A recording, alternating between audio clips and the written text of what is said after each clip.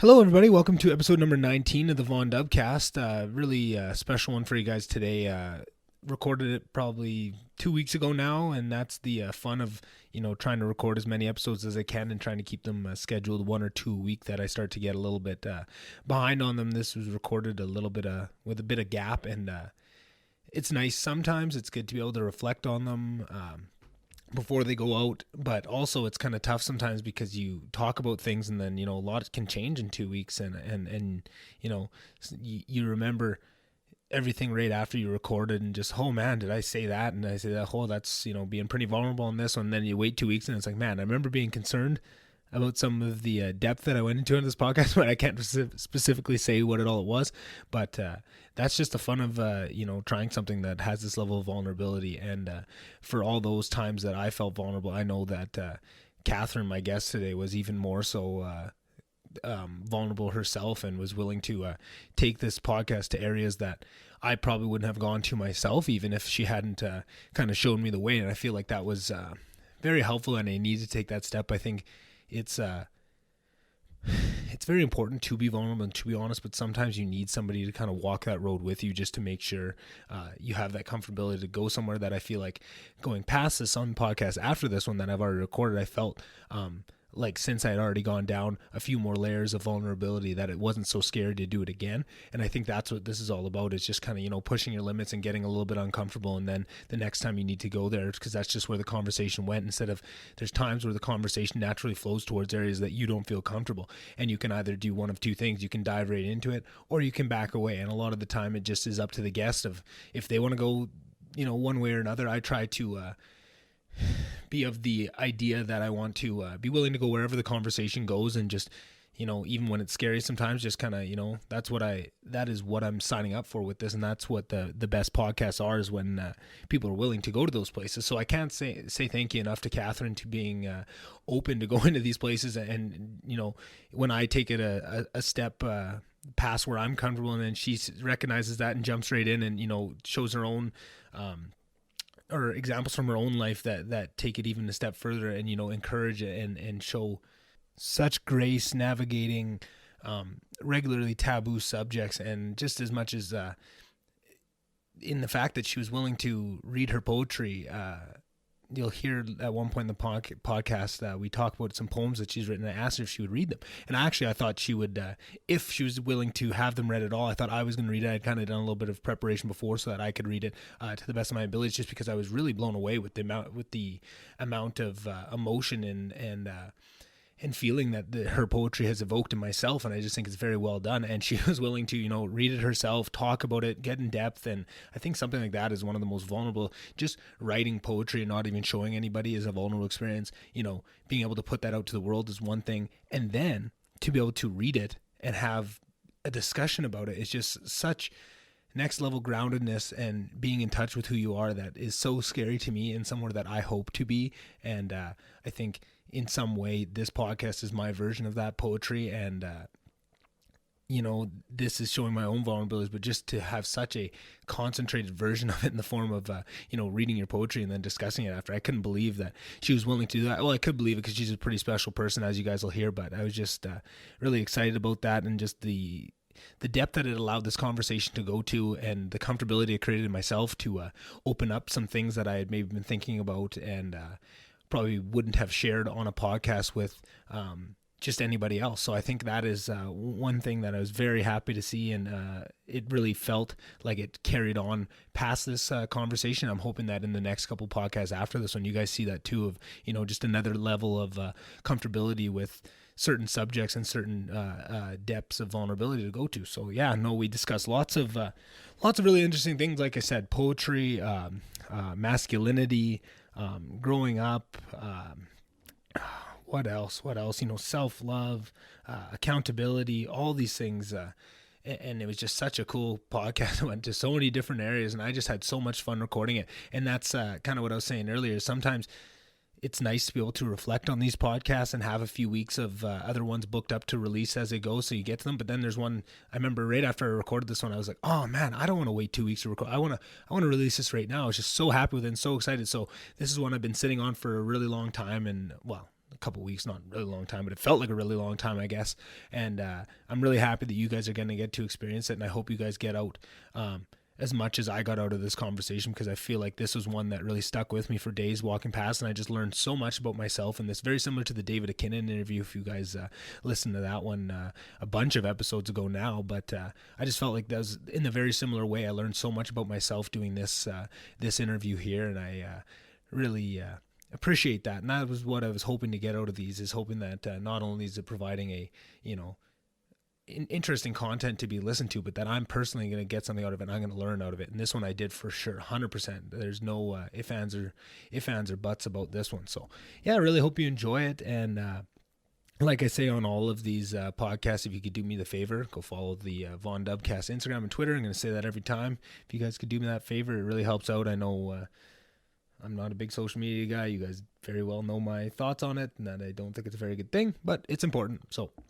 if you guys could do me that favor, I'd really appreciate it. And give me some feedback on this podcast. Let me know what you think. If it, resonated with you, or there's a certain piece of it, I'd love to hear what that is, so I can start to, tailor this podcast to what you guys want to hear. Let me know what you're enjoying, what you're not enjoying. I love the feedback, and the more I can get, the better I can improve for you guys. So yeah, thanks once again, and I hope you guys really enjoy, and I'll hear you after the podcast.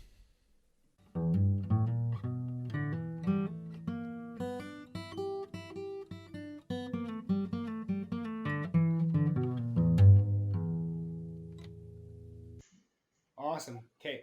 All right. Welcome everybody. Episode 19 of the VonDubCast. My guest today is my good friend Kathryn. Thanks for being here, Kathryn. Hello. Nice to be here. How's your day going today? Pretty good. It's been, I don't know, what day is it today? Thursday. It's good. I went to my work today and got some food from there because I'm too lazy to cook. So pretty good. No complaints. Nice. That's good. And how about overall, how have you been through all this pandemic and all the craziness going on with life? How have you been lately?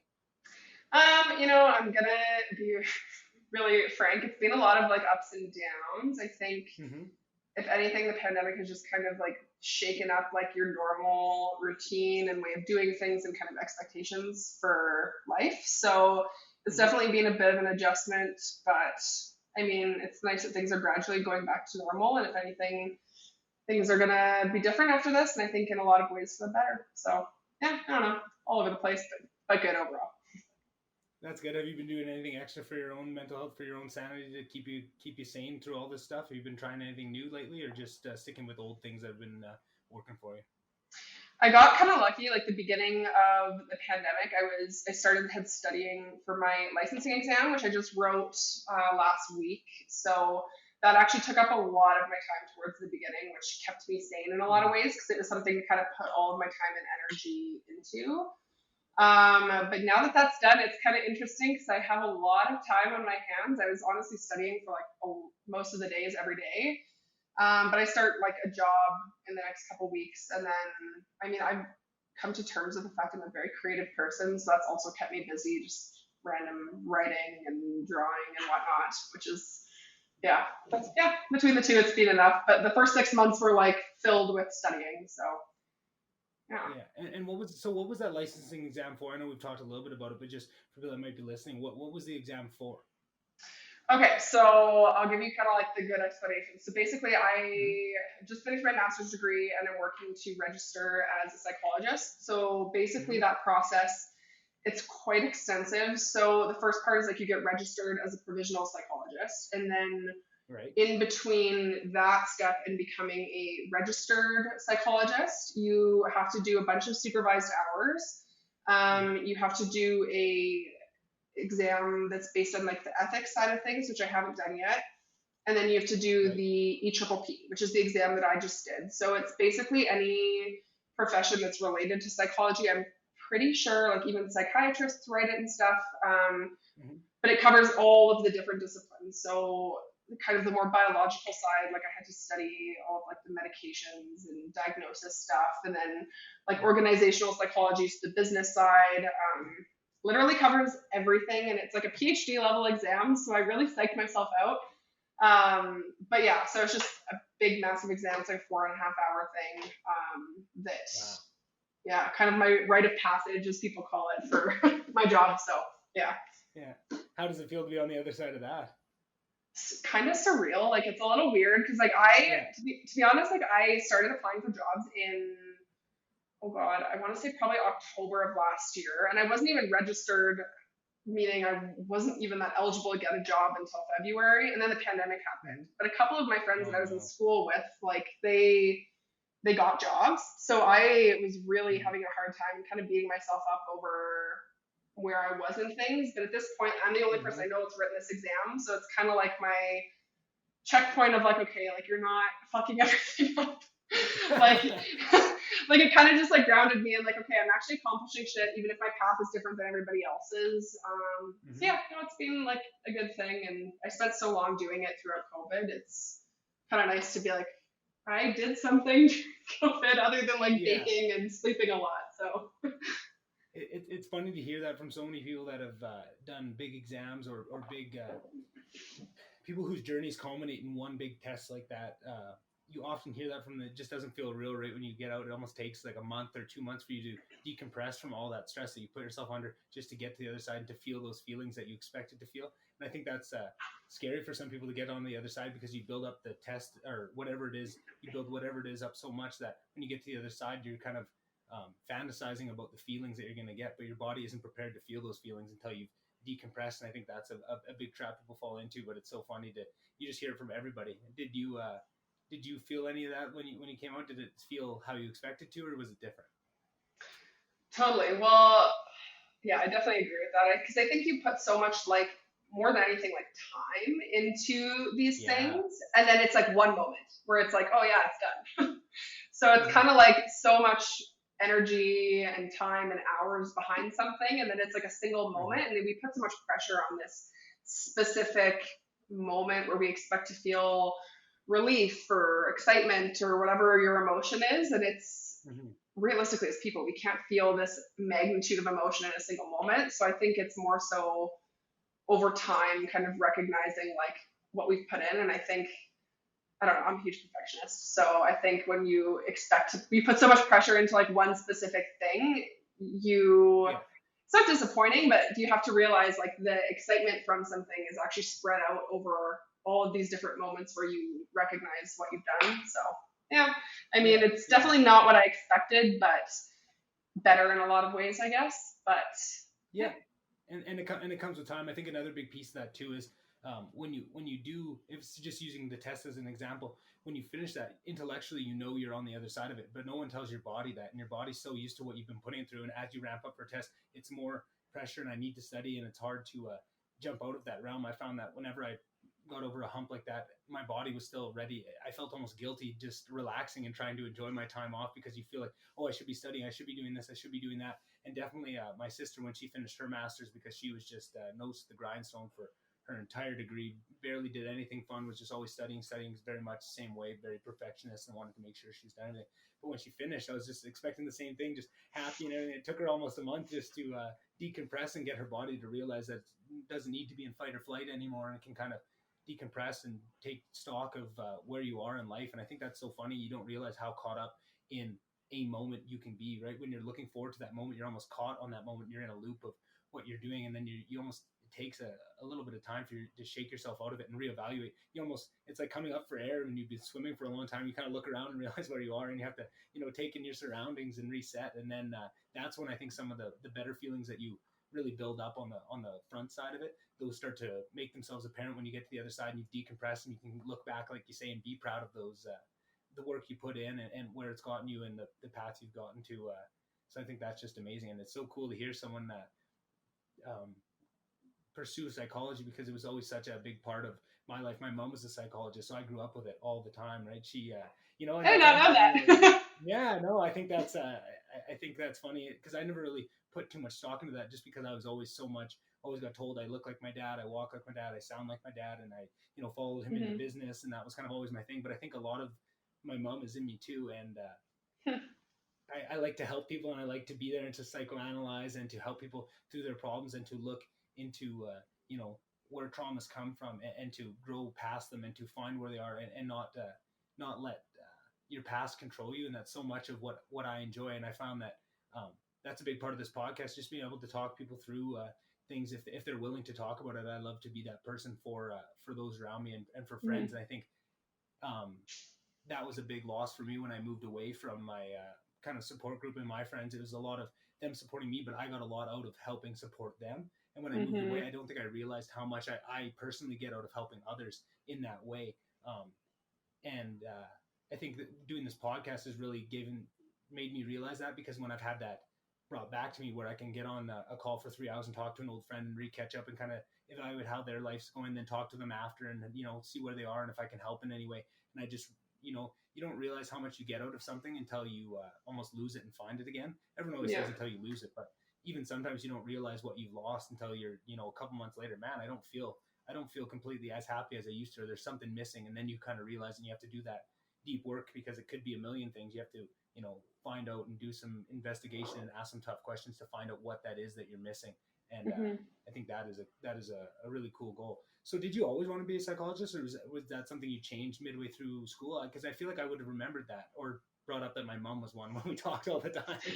Yeah, I'm actually surprised. I had no idea your mom was a psychologist. That's very interesting. I feel, okay, so I've always been a helper. I've always wanted to help people. When I went into psychology, like right away when I started my undergrad, that was my plan. And to be honest with you, I did really poorly my first year of university. I didn't do as well as I wanted. And I actually had someone straight up tell me, you're never going to get into grad school. And I just kind of started looking at other options, but it kind of was more so just because I was doubting myself, and I just stopped believing that I was able to get here. And yeah, so I did a year of business actually in human resources at Mount Royal after I graduated from my undergrad. I toyed with the idea of doing psychiatric nursing and took some like medical microbiology classes and whatnot, but nothing stuck for me. It was always this field. And that year that I was at Mount Royal, like all my volunteer work was in like mental health area. And then I found out about the school I went to, which is a little bit less focused on research. So the problem that I kind of had was you needed really good grades to get into a honors psychology undergrad program. And because I did not very well in my first year, that option was kind of off the table. But the program that I ended up going into was a more practical focused program. So I'm just kind of rambling, but basically, like if you go to U of C, you take like a research program. So you have to do all of these classes with research, and that's kind of the focus of what you do. And then you get some option classes. So you could do like addictions, like sex therapy, couples, and you kind of take your pick. My program, all of those classes that people get as options, we get to take all of them, which I really love because I really don't like research. It's really not my thing at all. I love people. I want to understand all the different areas. So yeah, and it just kind of fell into place, and I haven't looked back since. It's just, I don't know. I mean, a lot of people that know me, they're like, this is what you're meant to do. And I'm like, this is who I am. I definitely see that. Yeah. And I definitely saw that. And as soon as you said you were going to be a psychologist, well, you were half the time my psychologist on 3K in my first year when I was coming into Lister trying to figure out what to do. You and Amy there when I come in. It's funny. Yeah. Have you ever heard of ecstatic dance therapy?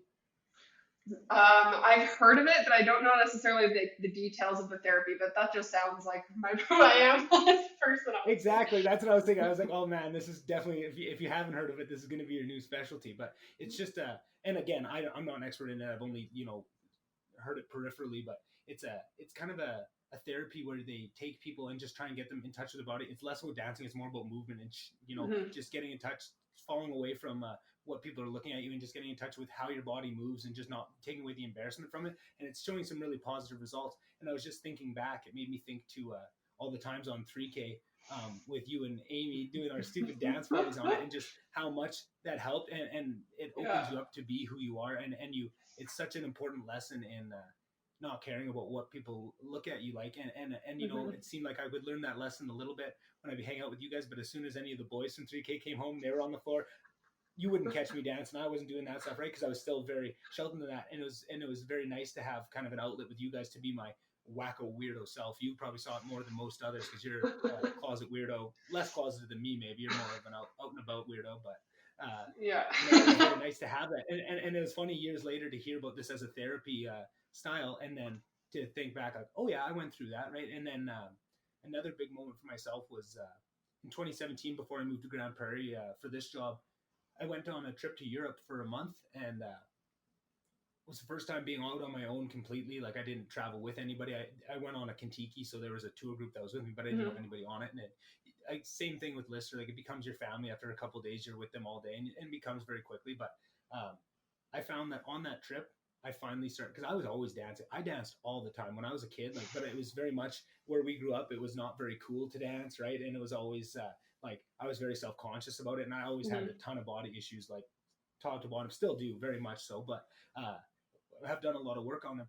But on that trip, I, for the first time, just didn't give a fuck about dancing because I didn't know anybody, and just like went balls to the walls on the dance floor every night after night for a month straight, and it changed me. Like, it was so freeing and so much about just being who you are. And I just found it so funny that dance could do that for somebody. And it was so, it made me a little bit sad that I think dance is kind of gated away from men a lot of the time, just with how society looks at it. It's not a very manly thing to do, and very much where I grew up, it was not. But I still love to do it. I have dance parties all around my house now, and I'm less embarrassed about it now, probably because I've gone through those things.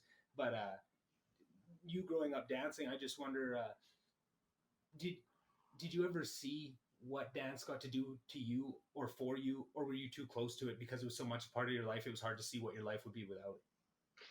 Yeah, honestly, well, the whole time you were talking, I was like, yeah, like I feel this so hard. So like when I started dancing, I did the like classic like ballet, whatever. I was so bad. I'm like an awkward person. Like even now, I'm still so awkward, and I couldn't like make it work with that. But then when I got into like the ballroom side of things, it's how I moved when I danced like that is how I moved to music when no one's watching. So it's that same whole piece of like. And even now, like, again, when you're talking, I was just thinking about how I started going to music festivals actually, and like, which sounds so superficial, and it's always been something I was kind of like weird about, because I remember like, even when I was friends with Amy, that's kind of when it started, and then we kind of got made fun of a little bit, whatever, but going to a music festival is where you feel the music, no one gives a shit what you look like, you just dance, and you just feel it, and you move however you want, even if you look super dumb. And it made me super comfortable with my body. It's almost like a meditative kind of feeling when you're just with the music and just dancing and you don't care. I actually saw a poet that I was reading a couple days ago. They were talking about how a lot of people are actually able to meditate better when they're dancing because it engages like their body and you get into that kind of state of flow almost. So that makes a lot of sense. Yeah, so I totally understand where you're coming from. Like dance for me has always been like a very cathartic kind of thing, whether it was competitive or in my free time, or I live alone now, so I can just do whatever I want. But no, yeah, it's always been a big release thing for me. And that's awesome. Being the weirdest things with COVID is like, I can't just like go out, and my friend and I were saying like, we can't go out and shake our ass. Like, what the hell? Like, like it's just that like, you need that sometimes. Yeah, so it's just gotta shake your butt, you know? Yeah, I agree. We did it many nights on 3K. We were shaking our butts in the lounge very much. That was mainly how we danced. Yeah, oh yeah. It's always just like that little bit of weird thing. And I think honestly, like university and like my relationship with everyone like in Lister like was a very good starting point for me to just like learn to like let go in a sense. And like my awkwardness was always something that I felt I had a hard time with it. Like, it wasn't cool in high school, whatever.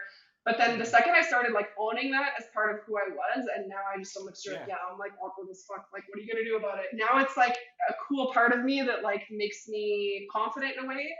I don't know.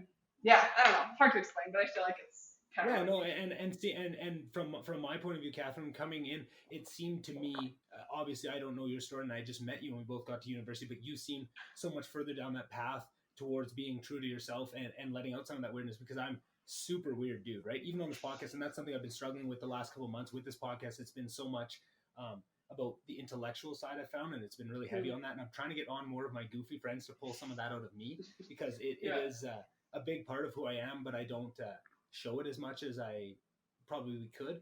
And that was always something that I noticed a lot, and that's almost what drew me down to 3K all the time, was seeing the how open you and Amy were with being weirdos and didn't care who was watching or what they were looking at. And I felt like that was exactly what I was searching for, you know.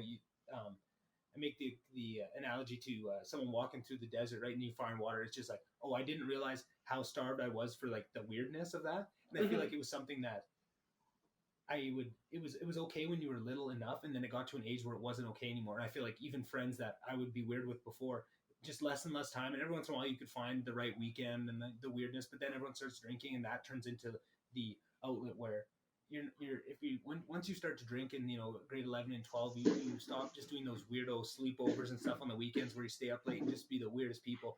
And I felt like that was something that I wasn't ready to let go of when just the societal shift of just growing up kind of changed. And I felt like that was something like, man, I wish I would have found a way to keep a bit of that tethered. And now I think that's just something that is, if I would have known now, or if I was going to talk to somebody maybe going into school or growing up, is just, it's important, and not to lose that. And it could be anything. It could be your weird side. It could be your smart side. It could be whatever side of you that you're proud of, that you feel like society doesn't want you to show, or it's not cool to show. It's just find ways to hold on to that in your own way, whether that's when nobody's around, you're dancing at home, but just don't hold on to it, because eventually you'll figure out who you are. It's hard to explain to people that eventually they will find confidence in who they are, right? It's kind of a journey that everyone takes in at different paces. And some people realize it at 50, some people realize it from the day they're born. You can see those 7-year-olds that will never be told differently, and they will be, beating to or dancing to the beat of their own drum from a very young age. And it never wavers, never nothing. And everyone's on a different path, but to hold on to it so that by the time when you do realize who you are and find that confidence to show it, you haven't lost those pieces. Because I feel like some people, it's almost like, have you ever seen Step Brothers? I have seen Step Brothers.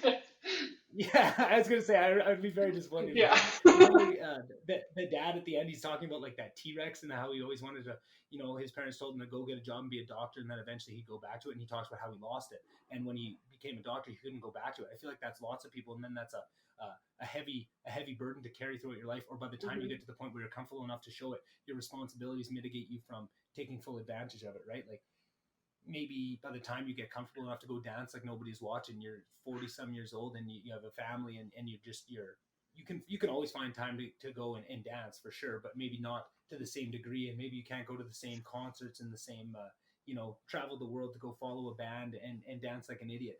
And I feel like the more you can hang on to it, the more you can express it once you do find it, and the less likely you are of losing it altogether. And I think that's just But then the hard part of that is, how do you teach kids to find what is meaningful to them? Because meaning is so unsubstantial as a kid, right? Just everything can have meaning, and someone that you look up to in school could show meaning for something that changes your whole meaning. You're so malleable that it's hard to really define what that is. But I think more and more so, if we can try and look out for kids and trying to see it in them, so that you can nurture it yourselves, and maybe before they even see it themselves, you can nurture it as a value, and just having more values than just what the traditional ones, right? If you see someone dancing like a weirdo and they get a lot of enjoyment out of it, you have to nurture that in some way, whatever it is, and try and bring it forward. Or if you see someone's a creative writer and trying to get them to write stories, I just think there's so much of schooling and education really drives people down one path, and to see it open up would be a very beautiful thing. And I think we would be very good for progress, and we'd move a long way with that. So yeah, again, very rambly, and I don't even know where I was going with that. Maybe, no, I'm literally just like thinking of all these things as you're talking, so it's good. I know. That's the thing that's hard. I just did my first, not to just take over the conversation again, but I just did my first in-person interview for the podcast in the first 2 months. I mean, I did one with Courtney, the very first one, to just practice and see if I knew it, and I kind of wrecked the audio. I didn't know what I was doing, and it wasn't perfect, and I had to do a whole bunch of editing. It really scared me away from it, so I was really putting it off, and this is much easier to do it over Skype. But it's harder to, pass the conversation back and forth. It's a lot more, one person talks and says a big piece, and then the other person, it's hard to, because of that little bit of lag, it's hard to pass back and forth. But it was so funny to be so scared of it so long, and then to do it earlier this week, and then see like, oh, it's not that scary once you're into it, and it's so much better. That it's just... it's funny how much fear can hold you back from these things. You don't even realize it, but yeah, you're right. It is kind of hard to pass back and forth when you're on this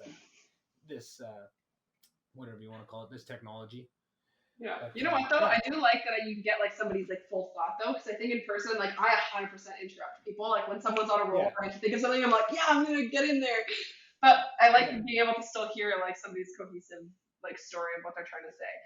But one thing I was thinking about when you were kind of talking about like with kids and stuff is I think like when we raise people, like we just literally put them, like we just have so many like little boxes. Like Western society, like we love our little like ways of defining people. So I think when you're a kid, like it's, you know, you're a little more free with stuff, but as an adult, it's like you kind of start to conceptualize who you are in certain ways or what you're doing in certain ways or good and bad, and Mm-hmm. things become very like black and white. And I think we just like lose sight of, it's a very simple quote, but it's like follow your bliss. Like we just kind of lose sight of like what actually feels good to you. Like what do you think you should do versus like what do you want to do? And I think Mm-hmm. it's honestly just as simple as like bringing it back to like what actually feels good, and like not just in your head like logically, but like in your body, like how are you reacting to things, like when you feel like light and free versus like heavy Mm-hmm. and obliged kind of. So I think Yeah. it's just as simple as like pushing yourself and kids or whoever in your life to kind of like push the boundaries of who they are and challenge themselves to experiment. And also when there's people around you that are doing that, not like condemning them for not Yeah. being this perfect person in so many ways. Because I don't know, I feel like striving for perfection as a person limits us so much because we don't explore the nooks and crannies of who we could be or what life has to offer us, you know? Mm-hmm. And I think exploring perfection is a good thing when you have the freedom to do whatever you want. When you're not put into a box, right? When you're a Mm-hmm. perfectionist in a box, it really narrows what you can do, right? If you have the freedom to chase whatever you want, right? Say you're really passionate about I don't know, Himalayan salt dancing. Not a real thing, but just say it, right? Just whatever, like what I don't even know what that could be, but I have a if Himalayan you salt lamp, so I can just dance yeah, around. that's exactly what I went to. I was gonna say Himalayan something dance, and I just said Himalayan salt because I think I was thinking of the lamp in my head. Anyways, but if you have something that someone is passionate about to a degree, it doesn't matter what it is, right? Maybe it's a video game, maybe it's a podcast, whatever it is. If you um, let them chase whatever they truly want to chase, it's fine to chase perfection in that, and that's actually encouraged. And I think we are. Um, as humans designed to grow and to chase perfection if it is what we truly want to do and it's something that Mm-hmm. fulfills us, right? We will chase perfection in something that fulfills us, but it's so hard to find fulfillment because like you said, Western society loves their little boxes, and Mm-hmm. not only for themselves but when they see somebody out of the box or doing their best to avoid a label or whatever it is, it makes people feel uncomfortable because it makes them feel it almost reminds people that they didn't fight the box they were put in. You know what I Yeah, mean? exactly. Totally. And it's very dangerous for the youth to come up in that because it definitely limits the areas that people can get into and it limits the growth of society because that's how evolution happens. Evolution happens at the outliers, right? It's not the milk toast accountants that are changing the world, right? It's those people that are a bit weird, bit wild, have a bit of a mean streak, have a bit of a wild side to them, and those are the Mm-hmm. people that change the world, and those are the people that we have to encourage and in a correct way that we're not causing havoc out into society, but just uh, with love and compassion, shaping people towards chasing more of what they want to do instead of being so confined to the Mm-hmm. boxes. And I think dance, poetry, all of these things are almost hacks to get you closer to that, right? It might not be Mm-hmm. dance that is your thing or poetry, but things like that are so universal and so easily understood and so connected to the human saga almost that you you can keep yourself out of a box long enough with leaning on those things that you can find whatever that weird little niche is that's yours. It might be one of Mm-hmm. those things like dance, but it doesn't have to be. But it's one of those Mm-hmm. things that if you pursue for a while, it will keep you free enough and keep you from the status quo long enough that you can find that thing and not be too burdened down with responsibility to chase it or Mm-hmm. to drop everything at that point. And I think that is one of the biggest things is it just takes people so long to make these realizations that they're already kind of trapped by the time they do and they have these Mm-hmm. responsibilities. And lots of the time it's not even and less so trapped, but because lots of people enjoy the responsibilities they have, they usually wouldn't have them for the most part if they didn't at least partly enjoy them, right? And people partly enjoy the work, but there's a different level of fulfillment with something that you partially enjoy versus something that really brings you unadulterated joy like some things can, right? When you find that thing that makes you happy and you can find a way to make that your career or make that your life, it's it's a whole different ballgame waking up and going to work. Yeah, totally. Yeah. I So feel like one thing that I was just thinking go about ahead. that I have to fucking say is I feel like Of though course. I feel like this concept of perfection is what keeps people from exploring stuff because while we're Right. definitely like seeking like success in things, especially things like dance, where like my writing is a really good example. Like I've always loved writing. I love writing poetry, blah blah blah. But I love your I writing. but I have to thank you.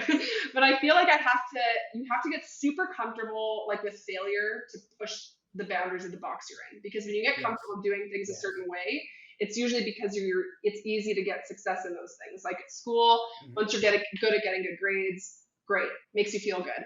But then the second that you want to do something that you're not used to or you don't know how to do, you kind of have to learn to let go of that perfectionism in order to actually like explore it. And you can't tie your happiness and your success or your measurement of your success to your ability to succeed at something because it's going to hold you back if you don't enjoy something or can't find gratitude in it unless you're succeeding.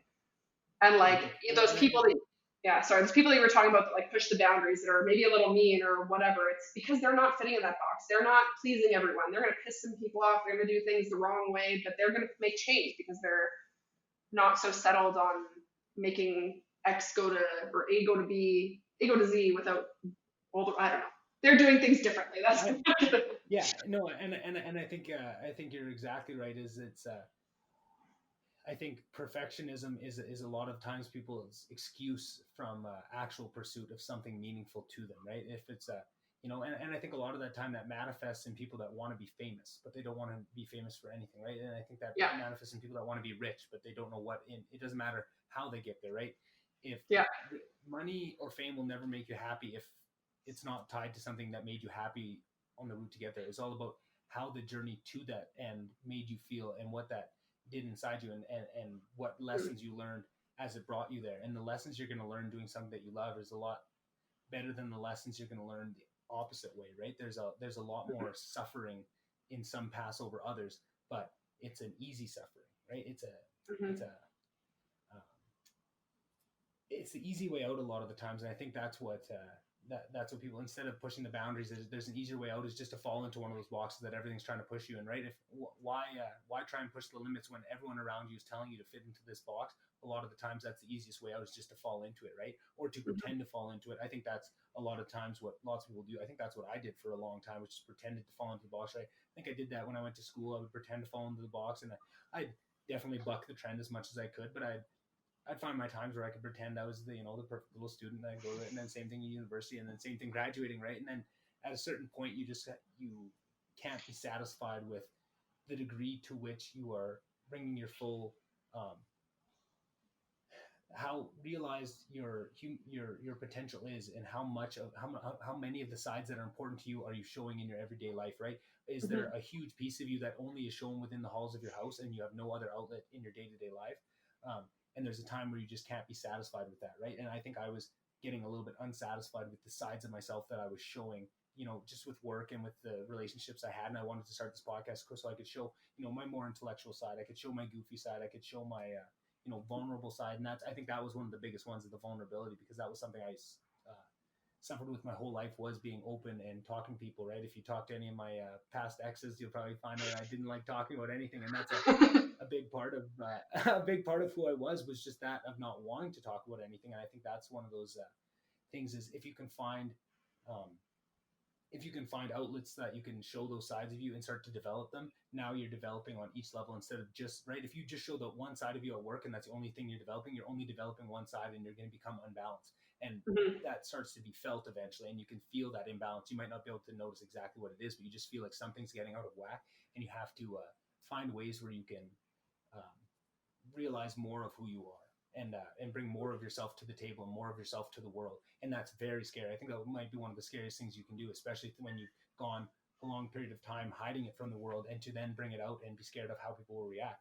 But I think everyone's tied up in that perfectionist thing where they don't realize that just the attempt is what's worth it, right? If you go and try it, like you say, you have to fail a little bit to try it. And that's the important lesson that we need to be sending to kids growing up, is that it's just about the trying. And I know you hear it all the time, but it's hard to, it's almost a cliche to hear that it's all about the attempt. But it's almost one of those things where what we're saying and what we're it's almost like the words and the actions are different on that, right? You always hear that as a cliche. It has to be thrown around that that's important, but then it seems like everything else is trying to tell you not to do that and to fit into the box. So it's almost, as you're growing up, you're being told to chase your dreams and all these things, but everything that all the actions around you and what people are really saying is leading you something totally different. You wonder why people are struggling and why there's such a mental health crisis with our youth. Mm-hmm.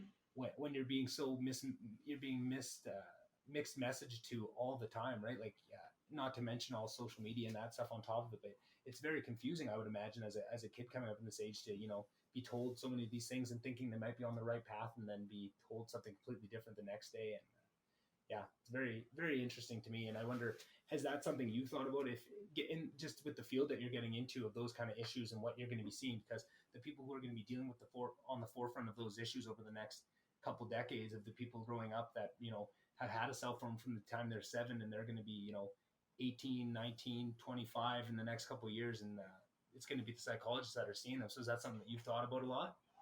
Oh man, I feel like, man, kids are just like the most interesting thing. And I think it's so hard because a lot of those like little nuggets of truth, like, oh, like chase your dreams or like Yeah. whatever those like simple things are that we hear, like they sound simple, but there's a reason they're being given as advice because the people that are often saying them, those are things they probably really struggled with. And it sounds simple, but it's Mm-hmm. never that easy, you know? And I think there's always so many like generational differences too. Like even looking at my parents, like I had a conversation with my mom, I think that was yesterday, just about like what dating culture is like now. And Right. it's just so completely different. So I think like in terms of working with kids, it's just like creating the space for them to bring their experience and like what they feel like, what they're interested in, like what kind of messages they're getting from media, and like just listening to that and then helping them navigate it from where they are, because it's really easy to say, okay, this is how I see the world based on what I did, and impose that on somebody else and our judgments and our Mm-hmm. perspectives. But like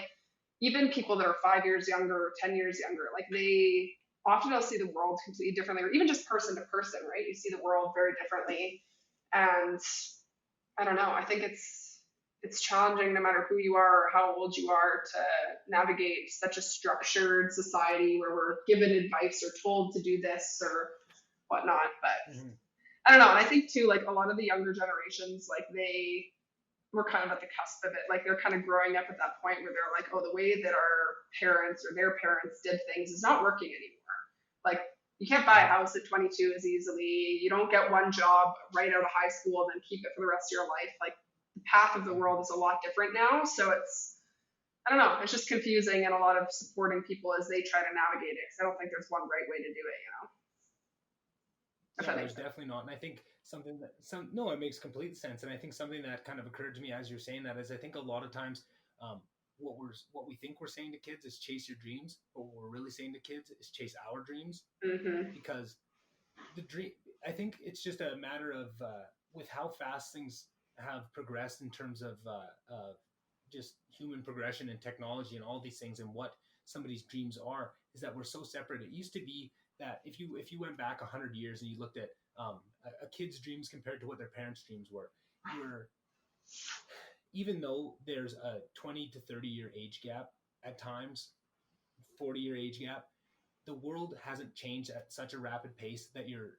talking different languages when you're talking about your goals, right? Mm-hmm. And that progressively has gotten different as you get older. And then you look at someone about our age, whereas, you know, we're, 13, 14, 15 years old and we want to be a YouTube star and all this stuff, right? Like people are saying chase your dreams, but don't chase that. I know nothing about that. That's scary. I don't even understand that world. You can't chase that because it's scary to us. But we have to get past that, because by the time we have kids and they grow up to the point where they want to chase their own dreams, the dreams that they're chasing at that point, or the dreams that they want to be chasing at that point, won't make any sense to us either. And we'll Mm-hmm.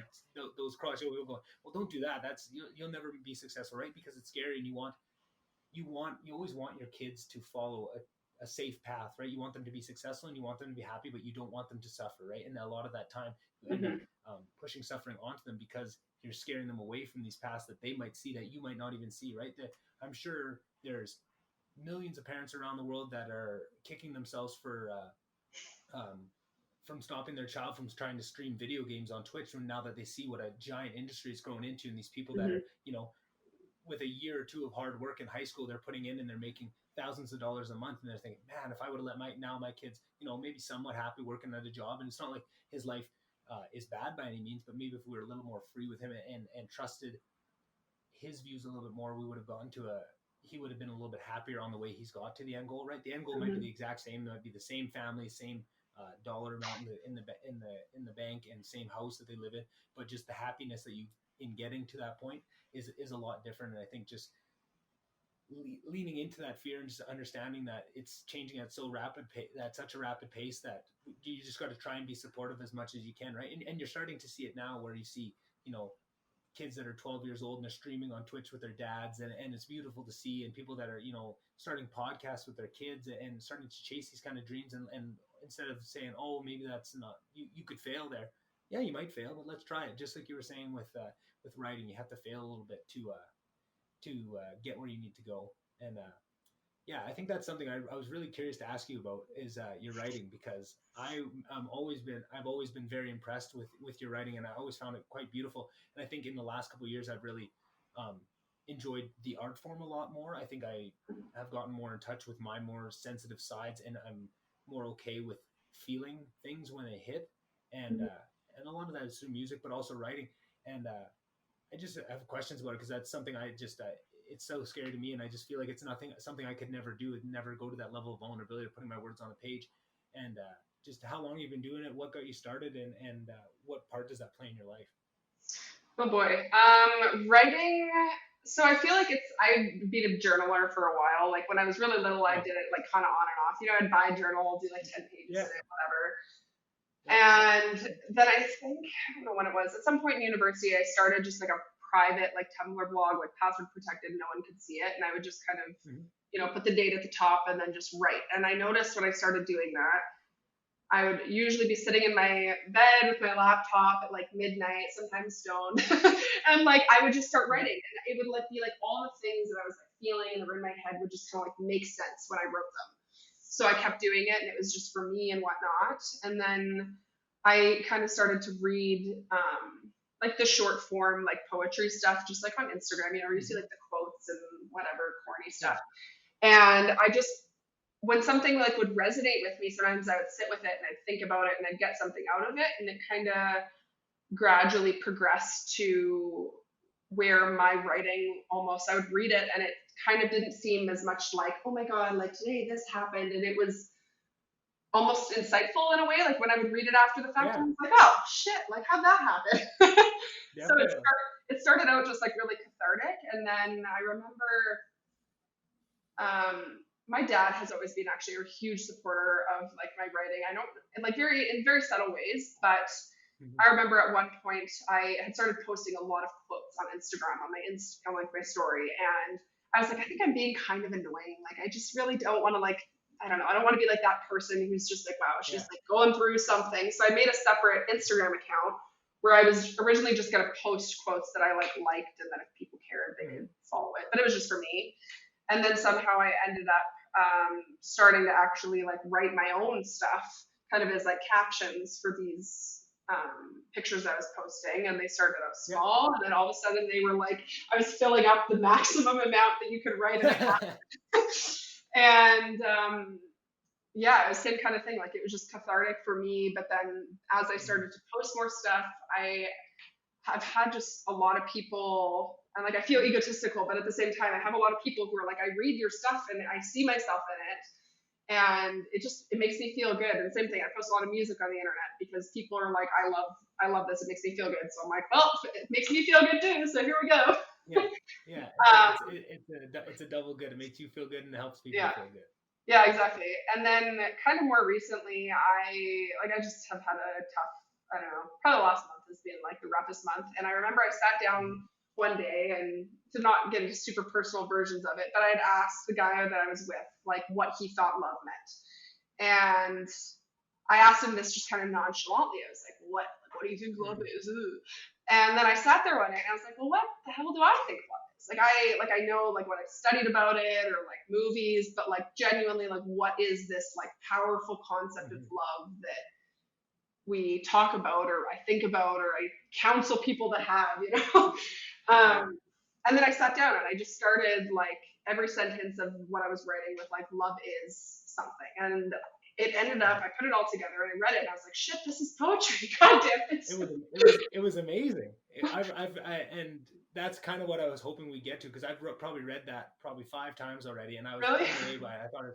I thought it was very very enlightened, and definitely hit me in a few points where it's just, just clear truth when spoken eloquently just hits you in a different way than anything can. And I think that goes back to why reading and the written form will never go away, because it can impact in such a different way. There's so many beautiful movies and TV shows these days, but nothing can quite capture what the written word can. And I was so amazed by it. And I was actually, of course, you can say no to this, but I would love to for you to read that poem if you would, or allow me to read it and let people experience it on the podcast. But I would never force you to if you don't want to. But I just thought it was beautiful, and I'd love to discuss it, and we can just discuss it. But if you would be comfortable with it, would you be okay with it being read, whether it be by me or you? Yeah, no, I would actually love to read that. It's kind of funny because like that, so I wrote that basically, and I'll pull it up while I'm talking.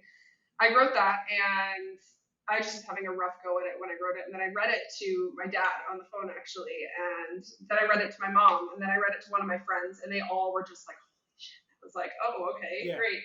So again, I wrote it for myself. And then once I kind of got validated, which kind of sucks that I had to have it validated by somebody else, but I was like, okay, like I actually want to start like sharing my stuff. And I don't know, I think my approach to like a lot of my writing is I always like the concept of being like a self-healer. Like I think being really reflective and honest about stuff and looking at yourself critically is the best way to be better as a person. And that's kind of how I like to anchor my writing, is like, it's going to feel a little shitty sometimes to write it down, or maybe trigger you in some way, or make you think about something you don't like, but that's the good shit. Like, it's like you're gonna feel something writing, like if I'm like, yeah, this guy sucks, he did this, like, yeah, I'm gonna read that and be like, that's true, but it's more helpful to read something and be like, yeah, I let someone treat me like this, and that I could do better than that. Like 2 different versions of the same thing. One's helpful for you, one is not helpful. You know what I mean? So go deep into your shit.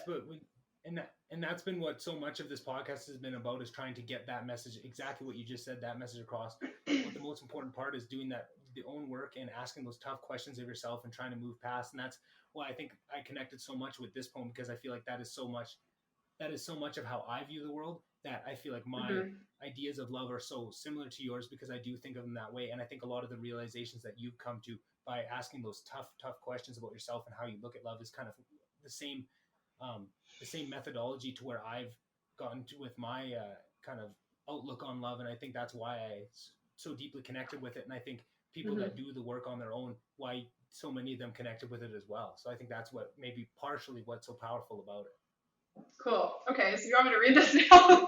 I sure do, but again, no pressure. If you don't want to, no, I'm happy never to. Force you to. No, I'm happy to. I'm definitely proud of it. It's vulnerable, but I guess that's the point of this. So yeah. Okay, I'm gonna try to read it slowly, because I read it to my dad. He was like, "You talk so fast." So all right. Okay. What is love? Love is multifaceted. Compatibility occurs on an emotional, intellectual, spiritual, and physical level. Interactions between these components are fascinating and complicated. Love is being part of something bigger than yourself. This can be uncomfortable, as we must sometimes suspend our own comfort to show up for our partner and create a future. Loving others is grounded in self-love, deep awareness, acceptance, and accountability of your strengths and weaknesses allow you to express your needs beyond projection and show up authentically for yourself and for your partner. Love is sharing and witnessing the messiness of life with someone. Support them, validate them, but call them out on their shit. Sometimes love is loud, aggressive, consuming, distracting, intoxicating, confusing, adventurous, and intense. Sometimes love is quiet, steady, comfortable, cautious, unspoken, routine, invisible, and settled. Love is letting go of your ego. Releasing your control, defensiveness, and expectation will allow you to listen and relate selflessly. Love is a deep journey and an intensely emotional journey. Good feelings make it worth it, and hard feelings force us to react, evolving either towards or away from our partner. Love is a conscious choice about putting effort into how you show up for yourself and for your partner. This often requires effort, forgiveness, compassion, and coping with discomfort. Love is vulnerability and opening up, exploring each other's fears, frustrations, needs, values, ambitions, and struggles. Creates the understanding about the complexities of being human. Love is holding yourself accountable for what you do and say. Love is setting and respecting boundaries. Endless giving and taking is a breeding ground for frustration, resentment, and burnout. Love is action, acting in alignment with the needs of yourself, your partner, and the relationship. Love is a paradox, risk, and a beautiful release of control. You must open up yourself to the possibility of the greatest joy and the enormous pain. Love is why we are here. Love is the purpose, the reason, and the most powerful thing we are capable of as humans. But to me, loving yourself is the most important. Complex, ongoing, but undeniable. Self-love is the foundation for how we relate to and navigate our thoughts, emotions, and behavior. Self-love is the foundation for our reality, and self-love is the only love that we are always guaranteed to have access to. Our relationship with ourselves is complicated, but undeniably one worth investing in. The end. Wow. See these goosebumps? I don't know if you can see them through the screen, but I definitely have them. Man, that is so amazing. I honestly have read that probably 5 or 6 times, and each time I pull something else out of it, and I know I could probably talk to you for a couple hours just on that pulling it out. There's so many things I saw in there, and just so much of it spoke to me personally. Thank you so much for sharing that and sharing it with the world, and not only the world, but my podcast specifically. I really enjoyed it, and I'm so glad that I can share it with the people that I love, and the people that are listening to this podcast. A lot of the people are just people that I love at this point, so that's beautiful. Do you have a favorite line? I'm kind of curious, like what your favorite part was. What's that? Sorry, it broke up a little bit. Sorry, do you have a favorite part in the poem or a line that like stuck out to you initially? I'm kind of curious. Oh, so many. I mean, to start with, the importance that you so clearly put on self-love, and I feel like that is something that I didn't realize the importance of. I feel like the way I was brought up, self-love was never bandied about as a value. It was never shown to me what power it has. It was never fully explained what it means and and obviously it means something different to each person. But just lately realizing how much of the growth I've been able to do now is directly linked to the self-love that I've started to show myself, and how deeply I did not love myself for so long. And I think tons of that came from my own body issues that I struggled with. I think a lot of that came with just growing up in a place where there was only one side of you that was okay, and I was so multifaceted and had so many sides of me that I couldn't show, that I always felt like I wasn't good enough. It put me in a rough spot that made me very out of touch with who I was, because I was only ever, like I was saying, about somebody that goes to work and that's their only time to get an outlet. I was only building one side of myself for so long, and I just found that as of late, when I've started to work on myself and that self-love, and how you can't, I feel like so much for me of what you can give to people is based off of what you can give yourself. You can't love anybody if you don't love yourself. You can't forgive anybody if you don't forgive yourself. But I think that all starts with loving yourself, and what you have to do to love yourself is ask some tough ass questions, and ask why you are the way you are, and it's a terrible question to ask, and sometimes you don't want the answers, and you have to have some uncomfortable things, but then you find out the place you have to work on yourself, right?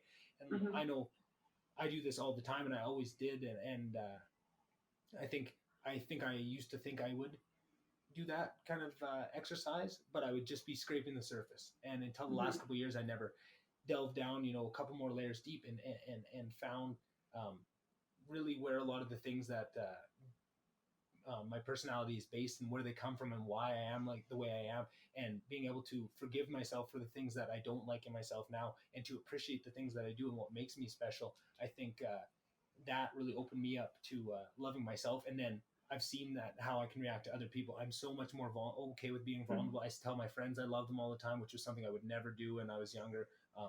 Showing real openness, being able to talk to people, being able to discuss my feelings, and that has been a huge change that I've seen. And just it's nice to see somebody else so clearly register that same idea that self-love is the basis of all those, and then more of that the paradox of love, and how much love is a funny paradox, because it allows you to, on one hand, feel so much power and so much just emotion and just pure joy on one hand, but then by allowing yourself to open up to that amount of love, you're opening yourself up to an equal amount of pain, right?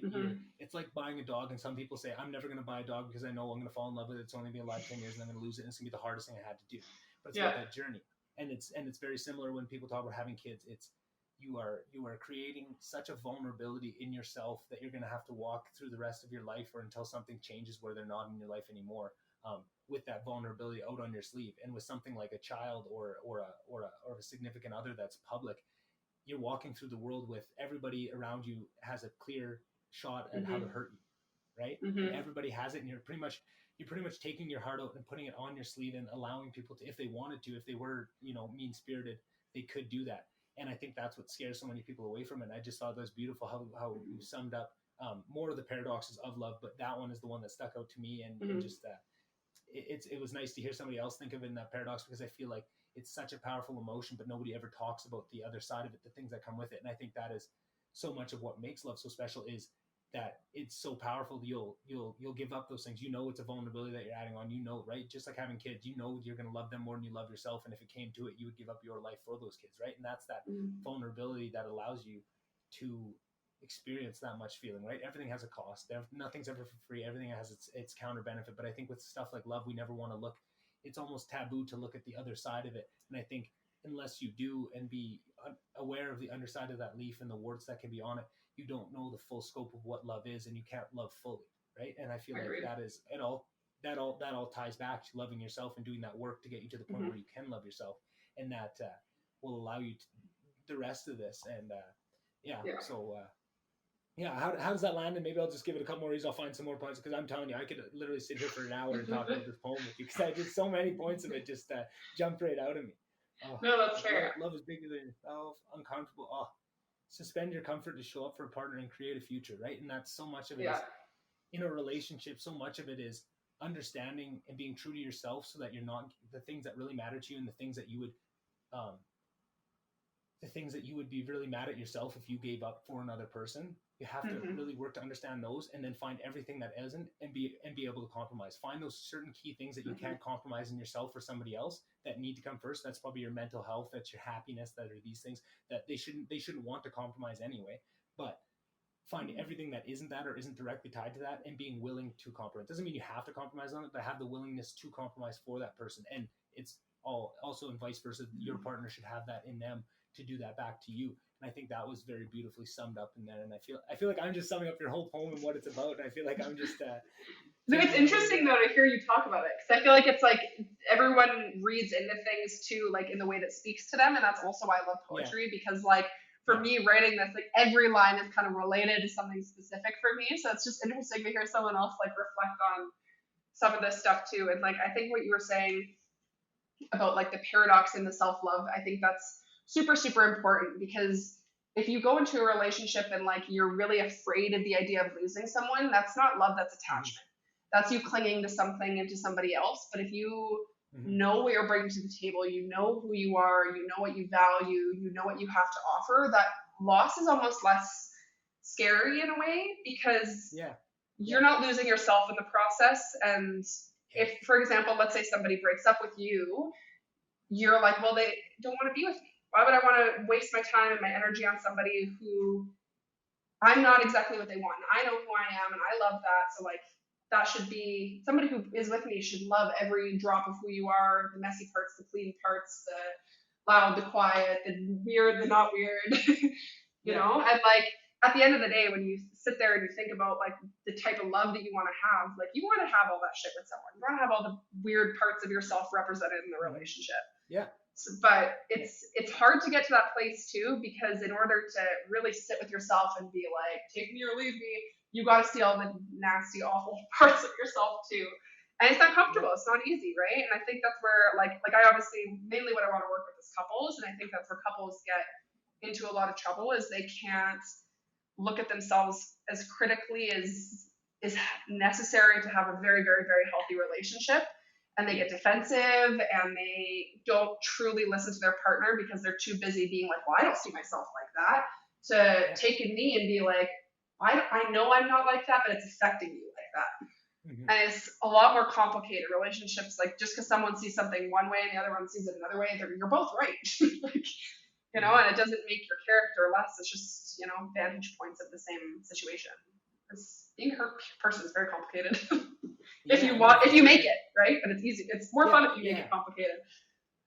Mm-hmm. But the more work you do on yourself, the less complicated it gets. And I couldn't agree more with everything you just said there. I definitely felt that myself. I feel like in past relationships, I always thought I was at that place where, oh, if they broke up with me right now, I'd be fine. I'm an Mm-hmm. amazing person right now because I have a very powerful ego and I know my ego, right? And I think that was another part of the poem when you Mm-hmm. say love is letting go of your ego. I never understood that in my past relationships. I think that was Mm-hmm. something that I was so tied to my ego that I could never let it go and I could never let it, and you're never going to fully let go of your ego. To try to is a fallacy, but to at least practice putting it in the back seat for somebody else is a Mm-hmm. huge move forward. And I feel like um, you're right. If when you can do that work on yourself to get to that point where you would be fine if they walked away, and you love yourself so much that if they did, you know what your worth is, and that you're not tied to that other person, or you just enjoy having them around, but you're not dependent on them for who you are. And I think that is something that not a lot of people realize, and not a lot of people realize that's a goal. And I think part of that, it all comes back to realizing who you are on the deepest of levels, and asking those tough questions. Because I find if you're not critical, I love what you said there. If you're not critical enough with yourself that you've asked all the questions, that you're going to get defensive when somebody else brings up something that you see in yourself and you haven't fully come to terms with, right? That's the most times people get defensive is when there's a grain of truth to it, or if it's something that they've told themselves in the mirror, Yeah. and not wanting to talk about. That I find now with my current relationship, so much in comparison to all the others, is so many of the times when there's something that I'm doing wrong, I will, I can see exactly why, and I can probably tell you the actual deeper. Now that I've done all that work, I can tell you exactly why and what parts of me that is and what it's coming from. And a lot of the time, when my girlfriend will tell me, "Hey, this is what you made me feel with that, and this is how you acted," and I'd say, "Oh, I understand how you feel like that," but actually, sometimes it's actually worse than what you think. This is actually what I was thinking at that point, and you're right. This was very inappropriate, and I was being, petty or whatever it is, and this is it, right? But Mm-hmm. I never want to be surprised by something that someone else sees in me that I haven't already saw in myself. And if I'm not currently striving to fix it already, I want to at least have it cataloged as an error that I'm going to get to, right? The Yeah. worst thing I see is when someone, calls me on something that I haven't even realized in myself yet. And that's the ones that really hit me, right? Nowadays that I'm asking myself almost every night, like what can I do better? Who am I? And all those tough questions that people don't want to ask. Mm-hmm. When somebody else brings something up to me, you're never going to, I'm my toughest critic. You're never going to bring something up to me if I can help it that I haven't already thought about and beat myself up Yeah. about, right? And tried to get better on. And I think I need to, you know, make sure I still need to be working on making sure that's coming from a place of self love and not a place of self hate, because I think that is another way you can get to that is, making sure you're Mm-hmm. forgiving yourself and doing it so that you're not doing that work in a place where you're just beating up on yourself, and you're doing it from a place Mm-hmm. where you do it with forgiveness, and you're trying to take it to the root of where it came from in your childhood and growing up in your environment, and what made you the way that you are. When you can find those, it's so much easier to forgive yourself, because it's like, oh, I'm so clearly like that, right? I'm so clearly struggled to Mm-hmm. show my vulnerability and my emotions because of where I grew up, and showing emotions and vulnerability wasn't cool. But until I made that realization, it was just something I knew I had, but I didn't know why I had it, and I would be Mm-hmm. very defensive about it when it came up. Someone called me out on being, not in touch with my emotion, not being, or being over emotional because I'm not getting out in right ways. I would react very defensively because I didn't know where that came from, and I'd be very scared of it. But now, you know, yeah, I know those parts of me, and I'm working on them. And even the ones I'm working on, I still love them because they're part of who I am. They make me special. And the weird parts of my brain that make me do the weird things I do, I love them because they make me who I am. And that piece of Mm-hmm. self love has changed so much in all my relationships. I mean, actual like physical relationships are probably the most apparent in this, but this goes with friends and stuff, and just being able to call up an old friend and tell them you love them, and those kind of things. I never would have been able to do that 2-3 years ago. Mm-hmm. That would so not be me. But you grow and you ask those questions and you get to that point, and the enjoyment of life is so much more, and it's so much simpler. Like you say, when you start doing that work, it's way less complicated. And even when someone is really upset with you, it's not worrying. You're not worrying about, because you have that assuredness of who you are as a person, that you would never do something meaningful to hurt them, and you can take it back. Okay, explain what you think you're feeling. Mm-hmm. I'll tell you how accurate it is. I'll be honest with you about, oh yeah, that is something you're feeling, I need to work on that, and you're right. Or you're feeling something, but it's actually coming from this, and let's discuss it, and having those conversations. And so much of it, it's sometimes the conversations themselves aren't fun, and sometimes you don't want to have them, or you're just not in the mood to have them. But if you make that a point of not letting it go any longer than it has to, right? Sometimes you need a break before you can have that conversation. But as soon as you guys are ready to have it, you come back, you discuss it like adults, you try and take as much of the emotion out of it as you can, and you come up with solutions. And then you can see you learn a lot about yourself and a lot about your partner, and you come out of it stronger. It's like every time you have a disagreement, you can come out of it with real meaning and real change. And I always thought that was something that was just on TV shows, because when I would fight with significant others in the past, we never really accomplished nothing, right? It was just you love that person, you get over it because deep down, the feelings that are there that are uninvestigated overpower the ones that are consciously being argued about.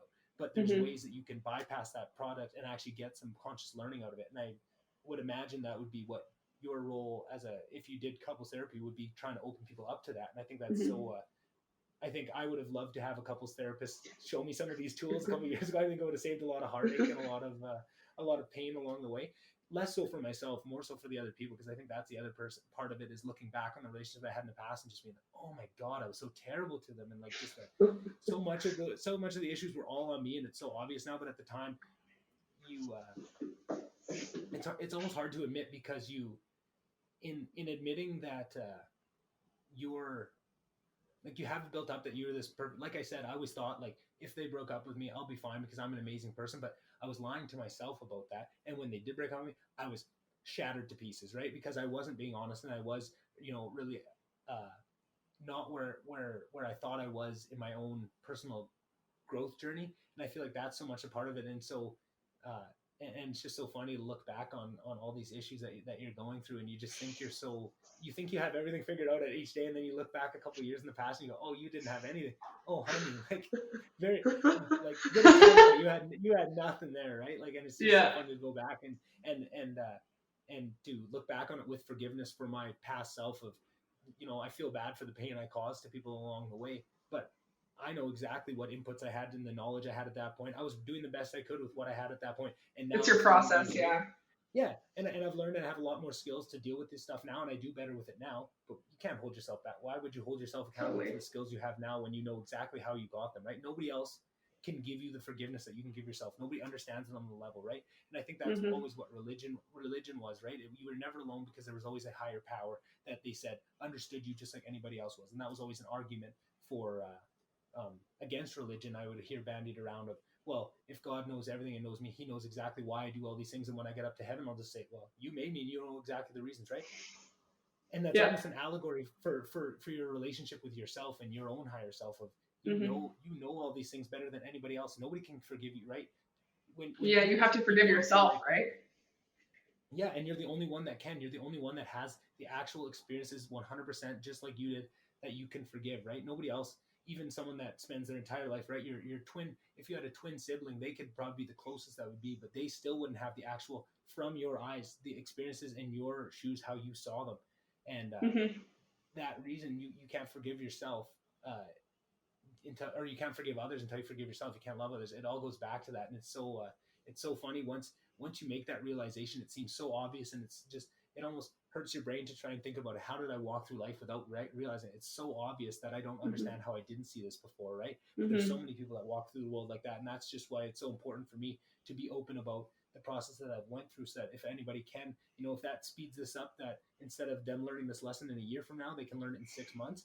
That's great. Now the world's a better place for it, right? And that's what's so special about it. And I think that's what I see in your poetry, is seeing so many of those lessons I learned mirrored. Like, that's why I said I wanted you to read it, because I feel like I could talk you the whole podcast about that poem just in itself, because so many of those huge lessons that would be, hours and hours of content to discuss are so summed up in those, couple pages on Instagram. I was just blown away by that. And I just thought it was so special that you could so succinctly sum up like a decade-long journey of personal growth that I've been on in a couple of sentences. And I think that's what the beauty of what poetry can do, and the constraints that you put on, right? People lots of the time laugh at like the haiku format and how constrained it is, and like, why would you even do that? But there's something about the constraint that provides beauty, right? It forces you to think of different ways, and it forces you to think of different words to use in place. And I think just poetry as a whole, even the more free form of them, it forces you to think in a poetic nature that just allows you to take these huge momentous life-changing events and condense them down into just the most beautiful succinct form, and I just thought it was amazing what you did. And I know I'm just blowing smoke up your ass the whole No, time. don't stop. Yeah. Don't stop. Keep going. Blow away. Yeah.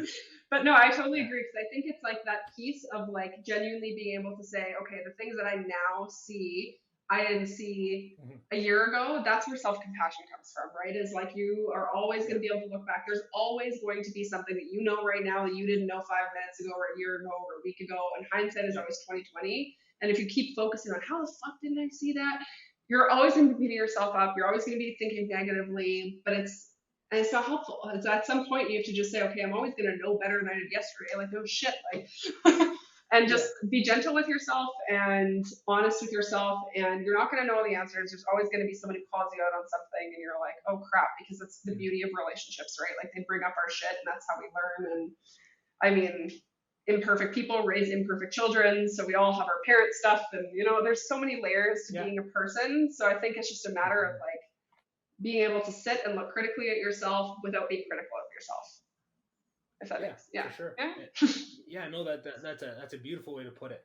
And something I'm curious about is just in going through the schooling to that you did, how much of your journey was impacted by the schooling and how much was impacted by life lessons? Because I felt like so much of what I've learned lately had nothing to do with my schooling, but my schooling was very much like business minded. They're not going to teach you a lot about life and who you are, right? But yours was very much so about life and who you are and the brain and how it works. And I just found that the 2 psychology courses I took in university helped me out immensely. They're probably the 2 of the best courses I took in my entire degree, right? That were just, science credits to get into business, but they helped me out. And then to be able to stick to that path and get an entire degree with it. How much did your own ideas of how the world worked be influenced by your actual schooling itself? Totally. So undergrad, honestly, I'm going to say I didn't do a lot. Like I took all psych classes, but there's things that I learned from it. But my master's was like honestly the most transformative thing I've done. Even just to get into the program, the admissions essay that I had to write, it was like it was like I think a 6-page essay, and it was like, why are you in this program? What is one of the most challenging things you've been through? What are your coping mechanisms that are going to help you with this personally and financially? Like it was insane. And then in every class that I took, I think we wrote like, I can't remember what the number was. There's around 60 to 70 papers in my year and a half of school. And a lot of those were very reflective. So first semester, we had to write a paper that I think it was like an 8-page paper on our sexuality and sexual history. Wow. And like this is our first semester, so it was so aggressive. What if you had a creepy ass teacher? That'd be so uncomfortable. I loved our prof. He ended up being like my supervisor but it was just funny because it was like you had to really like dig into like your early sexual experiences, early relationships, your body image, like all of this stuff, and then not just reflective, healthy to do. Oh yeah, very. It's healthy, but it's terrifying. And then we did it for addictions, trauma. Another one that was really fun was like our family systems class. So really diving into our family dynamics, which always is a good time. But like culture, like, and I'm like, I'm a white person, I don't know culture, but then I had to write a 10-page paper on it. So it was really transformative to just reflect, and then on top of that, get so many tools that can be useful for you, like communication tools or how to ground yourself when you're anxious, like little things that I use all the time. I walked out of that program like a completely different person in all the best ways, but it was definitely uncomfortable. Like it brings you face to face with a lot of stuff. I actually ended a relationship while I was in the program because I had grown so much, I just kind of couldn't be in that relationship anymore just because I'd become a different person than what was aligned with that. And it was challenging, but it made me who I am. And I wrote a lot, so there you go. That's probably where some of my skills come from. There you go. Hey, and that's what's so nice about it. It helps in all these other ways, and that's why I think it's so beautiful about chasing any dream, whatever it is it helps you in a bunch of different ways. And I'm excited for you to start your career in that, because I feel like that's one thing where schooling can help and it can arm you with all the tools, but you're never going to start learning it on that deep enough level until you start to see case after case and help people through their issues and help to see that. And that's when you're because I got to see how you were already so good at that before you had all these tools that you're armed with, right? I got to see how you worked in our first year when you would help people through those things. You were already doing more or less that without a license, right? You were helping people without a license from an early age, right?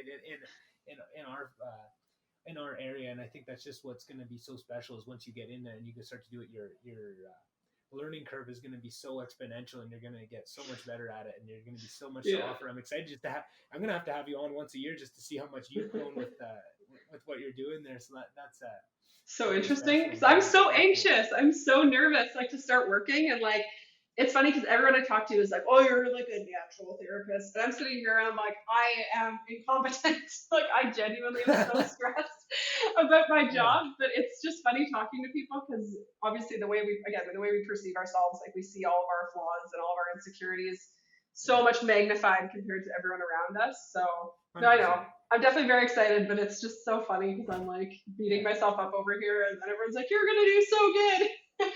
Good reminder to kind of ground yourself. Yeah, and it's just that imposter syndrome, right? And apologies to anybody listening. I talk about it on every podcast, but I think it's such an important thing. And I just find it so funny that once you understand it, to see someone like someone like you that is so clear to everyone around you how awesome you're going to do at that job and how it's made for you and how you've been doing this. Like I said, you've been doing this for so long. There's no reason you should be scared about it. But then to see it's so hard for that person that's actually in that force to see where they are, right? And it makes me, every time I hear someone that I'm so sure is on the right path and is doing exactly what they need to do, and they're so unsure about it and think they have no idea what they're doing, it makes me feel better because that's how I feel about all the time about work and about doing it. And everyone feels like that, but it's just so funny when there's pure examples of it. It's just, oh, well, man, that makes me feel better because if Kathryn's nervous about doing that and she's gonna be perfect for it, then I got nothing to worry about, right? And, totally. and that's what's so special about it. And I think being able to take those lessons that you've learned and help other people with them is going to be just so special, and that you're already at such a young age doing that deep work and getting to that point. Because like I said at the very start of the podcast, right, everyone gets to those levels of understanding at a different age. And if you can, the earlier you can do, the more you can do with those tools that it unlocks, right? It's multi-leveled. As soon as you can get yourself to a point where you love yourself enough that you can now unlock all these extra skills that you didn't know, that you can then help other people around you, and you can help upgrade those. And then it's all a feedback loop, because the people you surround yourself with are so much a big piece of who you are day to day. And when you can bring yourself to a point where you've helped yourself through whatever tough questions it is to get to a point where you're in a healthier place, you can then help other people walk the same path, which then redoubles their effort to help other people around you and help you in the reciprocal. And it's just so special how much it can change, and just how one person's journey can start to impact other people and start to bring people forward, right? Some people can move so far forward and make such huge strides that just by almost your own gravity, you pull people along with you that are around you. And I think that's what's so special. I think that's scary for people, because some people don't want to get pulled along with them, right? And I think that's something like I see with this podcast. It seems like some people are super supportive, and some people are somewhat supportive but almost scared of it, because they think like, I'm so confident in where I want to take this and how I'm never going to give up at it, and I'm going to keep trying at it, that I want to pull it to the spot that some people that are around me, it almost seems like they're worried about that, of where it's going to get taken to. And I think it's just funny to keep an eye out for that, and keep an understanding that when you're doing something, you have to understand the effect it has on other people. And I think it has a more of an impact than even that is. You have to be so understanding of other people's feelings and how you impact them, because lots of times people don't sign up for something like this, right? Like, it's one thing for me. It's one thing for me to start a podcast and be open about my own life, but it drags other people along with it, right? My family's now being, I talk about my family, I talk about my relationships, I talk about everyone, my past, my history. It's everyone I've ever come in contact with are along for this journey with me, and that's a big responsibility. And I take that, and I think about that, and I meditate on that a lot. Of, I want to be successful at this because I want to show that my parents did a good job of raising me. I want to, do a good job of this because I want to show that Slave Lake is a great place to grow up. And it might have a bad rap of being the oil field, but it is very beautiful. And it was a culture and a community that can really instill some amazing values in the people that I saw there, right? And to do that and to understand what you're doing, right? Whatever it is, it doesn't have to mean that you start a podcast, but in whatever you're doing, it's a healthy practice to keep in contact how chasing your dream, whatever that dream is, affects those around you, and just keep that in the forefront. It doesn't mean that changes what you do. It doesn't mean because of I'm bringing those people out, then I'm going to stop chasing my dream. I just have to be at least conscious about it, so that if they do start to be impacted negatively in any sense of the word, then I'm there and I'm understanding, and I'm not unprepared for them to volleyed that criticism at me of, hey, I didn't sign up for this, and now this is being, I have to be ready for that because I know that I'm doing that to them, and I have to, accept that. And I try to talk to them about it, and, make sure that they're comfortable with it, and if there's anything I can do to make it better. But that's just what you got to do if you want to go that far. You have to kind of keep that level of understanding and make sure you're trying to take yourself out of your own shoes and into others as much as you can, so that you don't miss anything just by being too ready and too ambitious to grow your own self, that you forget what effects it can have on others. And I think that goes for everything. It's just a healthy practice to do. It's just, always keep stock of those around you and how the things that you're doing are affecting them, right? Even more so than anything. It's just be compassionate, right? Just think about other people as well as yourself, and that will take you really far, right? And that'll help you in business. That'll help you in whatever you do. If you think that way, it'll pay back. So Totally. That's something I've always thought is very, very important. So do you have a job that you're starting? Do you know where you're going to be, or is it still up in the air at this point? Yeah, so I actually am meeting with my supervisor pretty quick here, and I will be working in Calgary at a clinic for most of the month, but I'm actually going to be working up in Cold Lake for a week every single month. They have just a lot of people there, like a long wait list, and there's lots of couples up there for me to work with, so I'm really excited about that. And then the Calgary practice will probably be growing a little bit slower, but I'm honestly kind of okay with it, because after finishing my exam, I just I've really started to love writing, and I have so many books I want to read. So I'm kind of just excited to have a little bit of time for all of that stuff. But yeah, what you were saying was so interesting too, because I think it's a weird part of relationships almost to navigate the your growth and who you are and what you're choosing to do versus the other people around you, or even the opposite side, like your struggles and challenges, and then how that affects everybody else, and trying to maintain good relationship boundaries. Can be really, really challenging. So that was very interesting little point you made there.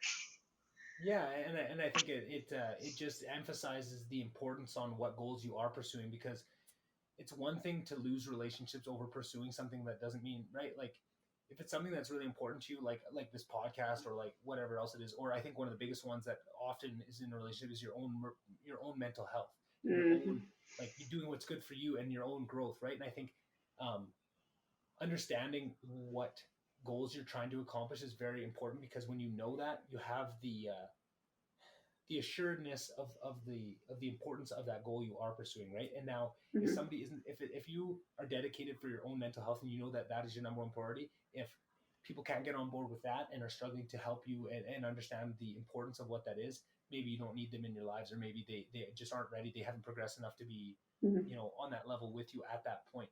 And if you're just pursuing or spinning your wheels and you're not really pursuing something, and people aren't on board with it, maybe that's a different story, right? It's about recognizing how important the current values of whatever it is that you're pursuing in your own life, and being very honest with yourself about how important they are to you and to your relationship, right? Do I value these values more or less than the relationships that I have, right? And I use mental health because I think that's one that if you're in a healthy place, you should value that over anything else, right? Any relationship, doesn't matter how much you love a person, if you're sacrificing your own mental health for them, and they can't, and you attempt to show them that and see them make a change and they refuse, you can't have that, right? And I think that's something else. Like, if it was something like a podcast, which isn't as important as your mental health, but to me, it's very important to me. So I would, hold that as a high regard. And if someone in my life was, trying to impede me from pursuing that dream for something on their own, that would be another thing, like my mental health, where I would have to really question what's going on with it.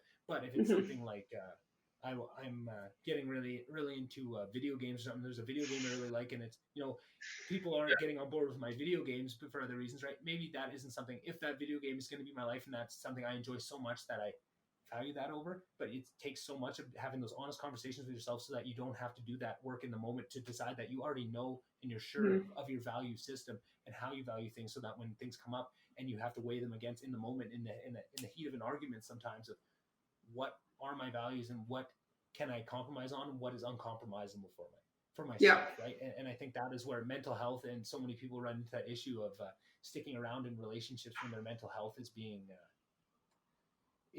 tarnished, or at least, or not even tarnished, but even just not supported as fully as it should be, right? If you show in a public display that mental health is your number one priority right now, and that is what you're working on, and people still don't get on board, that's one thing, right? If you keep it hidden up and you bottle it up and you don't talk to anybody, you can't really Mm-hmm. blame them for not getting on board with it. But as soon as you be honest and be vulnerable and break that down to somebody, and then they still don't get on board, that's the issue, right? It's kind of that Mm-hmm. fool me once, shame on you; fool me twice, shame on me, right? Like it's about being honest with yourself and then being honest with others and seeing if those can mesh and can work, or are they not going to work, and then you have to make changes, right? Whatever shape that change takes form of, it is what it is, but you just have to keep Totally. those priorities. And I feel like that is a big part of a healthy relationship, and probably something that you're going to be telling people for years and years to come. Yeah, no, literally. Well, then it all comes back to the self-love thing again, right? It's like Mm-hmm. knowing who you Yeah, are, what you need to work on, your weaknesses, and then not compromising on those things that you know you need to yeah, prioritize, right? So whether that's starting a podcast or a new job or your mental health or I don't know, working out or whatever your priority is, if that's something that you know needs to be a priority, that's something you have to set boundaries around and not just like expect other people to respect those boundaries, but also respect them for yourself and not yeah, and set limits around it, right? Because people, you yeah, can't, it's definitely. not other people's job to respect your boundaries. It's your job to respect your boundaries. And that's why we set them with Mm-hmm. people. But if they can't like do that or be what you need, then that's kind of where it gets hard, right? Because Yeah. sometimes that means making hard choices or whatever you have to do. But Mm-hmm.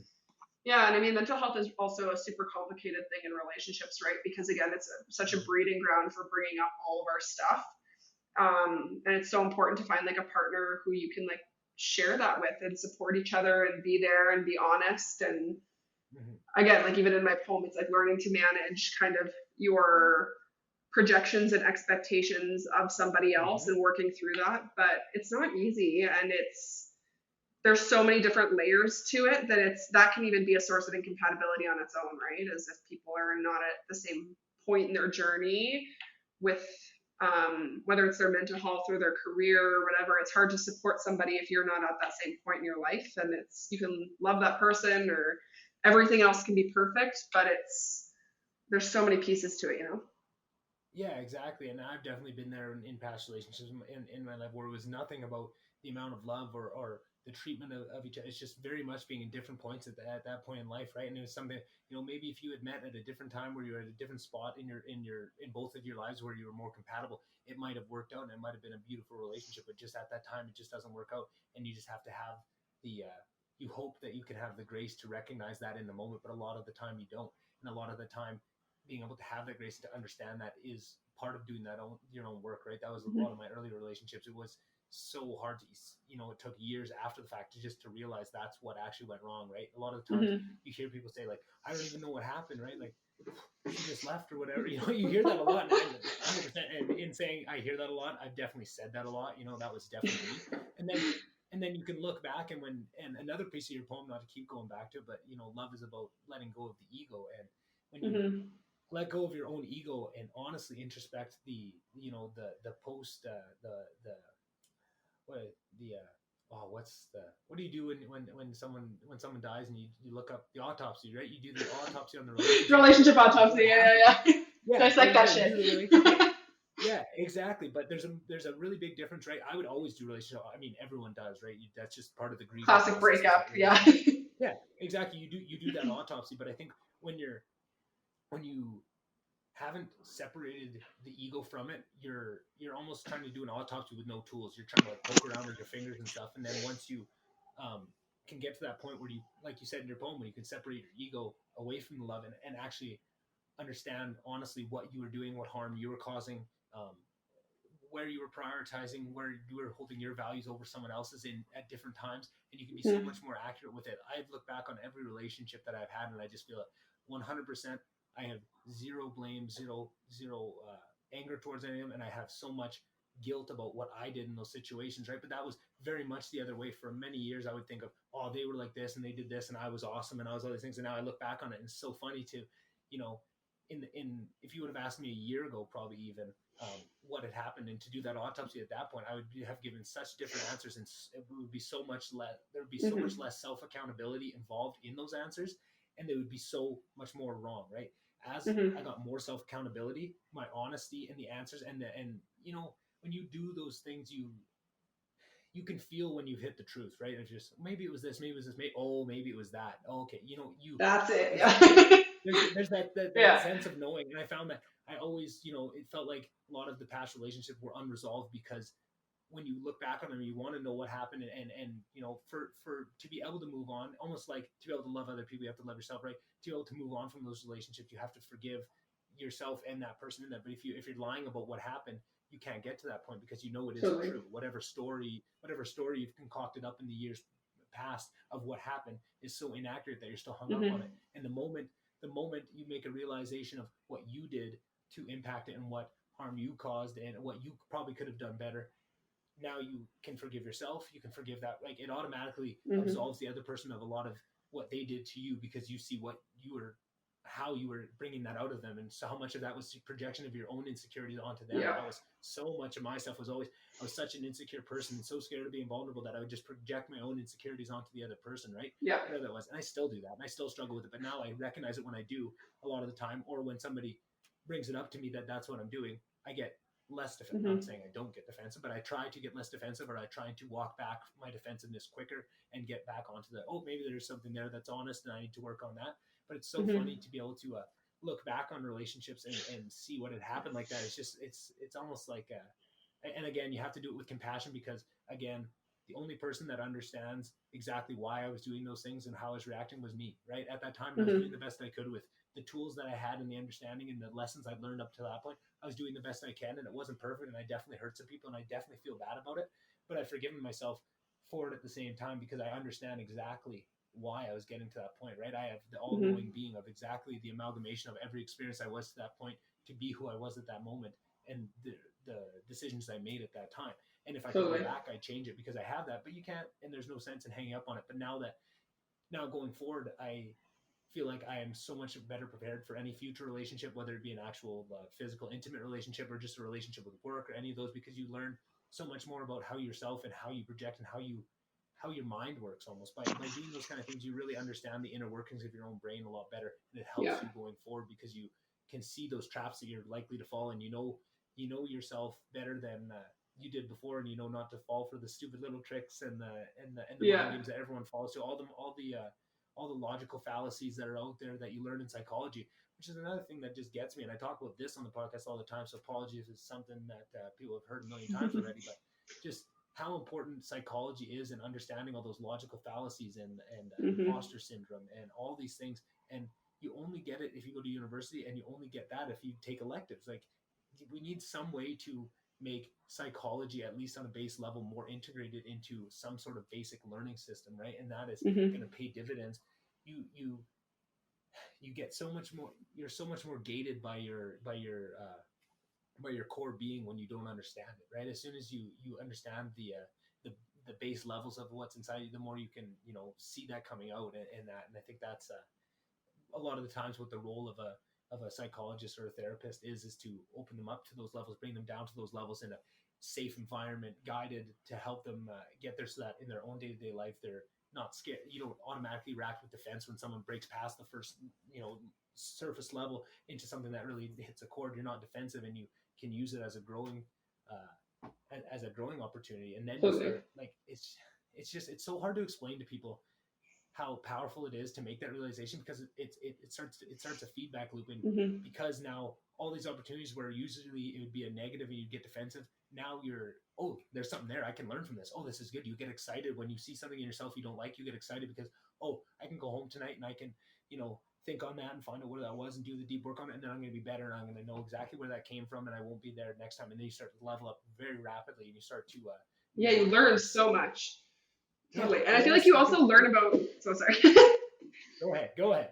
I was going to say, you also learn so much about the people you're with too, right? Like, if you're able to give yourself that compassion and be like, okay, why am I thinking like this? And then if you get to the point where you can flip that around with the people you're with, and if somebody screws up or does something wrong or whatever, you can say like, okay, what brought you to this point? Like, how are you perceiving this situation? And stop being like, oh, like, screw them, they did this, or blah, blah, blah. And like, use it as a learning opportunity. I think that's where you get the most power in relationships, because instead of being upset and angry and frustrated and having resentment, it gets to a point where you learn to understand your partner or your friend or your boss or whoever better, and then you can improve the relationship with that knowledge, right? So it's like all these things that we know about ourselves or the people we're with, make it into something that you can like learn from, ask questions, dig into it, like get into the confusing parts that don't even make sense. But when we have those like strong emotional reactions and whatever comes of that, like that's not Mhm. gonna give us the most opportunity for growth, right? And people are so complex, like so Mhm. different. Like even just looking like at my own dating history, like there's been so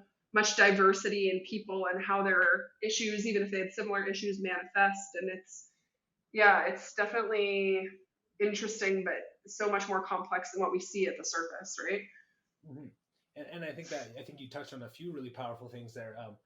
I think, like you said, people are so diverse and just everybody's so different and so unique. And when you go through a few failed relationships, you start to see the pieces that add up and are there in each one because everyone's so different. You start to see things that are projections of yourself. Oh, I Oh saw this in yeah, each oh person those I dated. patterns. Oh, well, that's coming from me. Oh yeah, I see that. But then Yeah, what's beautiful about it is you start to see that in everyday life, and then maybe your current partner is upset about something and they won't admit it, but you go, hey, I think you're upset because I think you feel like I'm not valuing what you have to say over mine, and I know that is one of my issues and that I'm doing it, and just wanted to let you know you have every right to be hmm angry because I was doing that, right? And you can almost hmm circumnavigate before they even get it to the point where they want to bring it up with you. You can recognize it, see it, apologize for it because you do realize that you're doing something bad because you know that's an issue that you struggle with for a long time. hmm You can recognize it, and it goes so much further than having it to turn into a fight and having it, and then you address the thing, and it all comes out, and you say sorry and you apologize, and make up. When you can do that before, be like, hey, I recognize some tension here. I think I'm doing X. Is that accurate? And they said, well, Totally. actually, it's that plus this. And I said, oh yeah, definitely, you're feeling that, and that is something that I do, and I know I need to work on that, and I apologize, but I'll try and be better. And here, Yeah, whatever can I do this to make up for it? And it's so cool and so powerful to see of just like what would have turned into a full blown fight, a couple of relationships back now is completely mitigated, headed off at the pass just by an adult conversation about an issue of someone getting upset about something totally. and having the self awareness to recognize it building and to do a quick inventory check of well, how have I been acting and what because in the past I would automatically go, well, what's wrong with her? What's she so mad about? What's she feeling? Like, oh, she's mad. Probably something I did. Let's think about it. Oh, have I been? Maybe I'm not being the best listener. Maybe I've been had a hard day at work, and I keep because when I'm thinking I'm pretending to be listening to people and not actually, I'm in my own brain going on loops, and I do that. And I Yeah, know that can be annoying, right? So you catch that and go, well, hey, you know what? If that's what you're feeling, or if it's something else, at least it gets a conversation started. Sometimes you'll miss the mark completely and you'll think it's something that you're doing, and it's something completely where sometimes it's not even to do with you. But just opening up that conversation by keeping your eye out to try and look for those things can hmm allow the dialogue to happen where, maybe it's nothing you did, but you, by opening up that dialogue, they can get something off their chest that has nothing to do with you, but they appreciate that you saw that they needed you in that moment. And you, hmm instead of waiting for them to come to you, you go to them in that moment. And I think that just changes the totally. entire dynamic of what you can, but you need almost a bunch of failed relationships to find those issues in yourself that you can then see playing out in the future, right? And it's almost like investing in your own I don't know. It's like relationships are an investment of some kind where you're investing in your own skill set and your own self identity. It's like, You learn so much from them. Like every single relationship, whether it's short or long or whatever it is, it's like it's mm-hmm, such an mm-hmm, opportunity to learn about yourself yeah, and hold then the mirror up to yourself. literally, and it's like at that point, like I think a good term for kind of what you're saying is it's just like you're able to create more space for your partner to express what they're upset about Yes, because you know yourself yes, better. So they don't have to spell it out for you. They could say like, oh, when you did this, it made me feel like this, and then you're like, oh, well, when I did that, that's kind of related to this thing, and it's just easier to put all the pieces together the more questions you ask and the more situations you're in that expose you to your triggers or whatever it is, right, that shows up.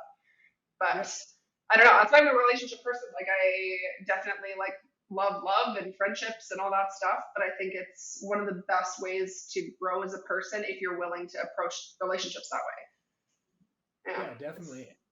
And I think that's something that I definitely struggled with when I was, jumped from relationship to relationship. I got into a relationship in high school and I dated her until I think start of second year university.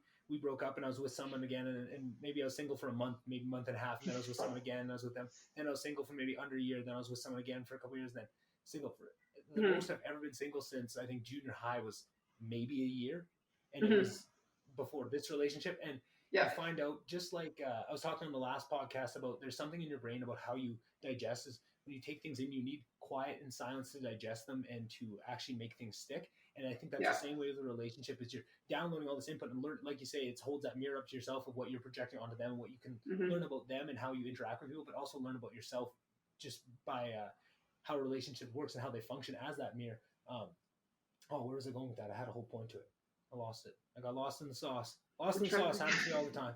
But I feel like kind of what you were saying, or at least where my brain was kind of going with it, is like if you go from relationship to relationship, you do need a moment kind of to like ground yourself, and Yeah, like exactly. reflect on it, right? Like I don't think, I mean, I definitely think there is an importance in like being single and like taking your time to get to know yourself as an adult Yeah, because yeah, you grow so much, right? Like who I am now after so much shit in my life is different than who I was when I was 18, and it's being single has been a super good opportunity to like ground myself in that. But at the yeah, same time, like, yeah, you just need to be able to pause and reflect and not jump from one thing to the other as a means of like coping with whatever is missing inside of you. It's like, you know what I mean? Yeah, yeah, definitely. it's definitely complex and it's hard because it doesn't always happen the way you expect it to, the way relationships play out or line up one after the other. But it's Mhm. again knowing yourself and recognizing what it looks like for you to be healed and understanding yourself after a relationship. And again, that varies depending on what the relationship looked like, whether that be the length, like how it ended, how honest you were with yourself in the relationship. There's so many Yeah. factors, but yeah, it's definitely an interesting one.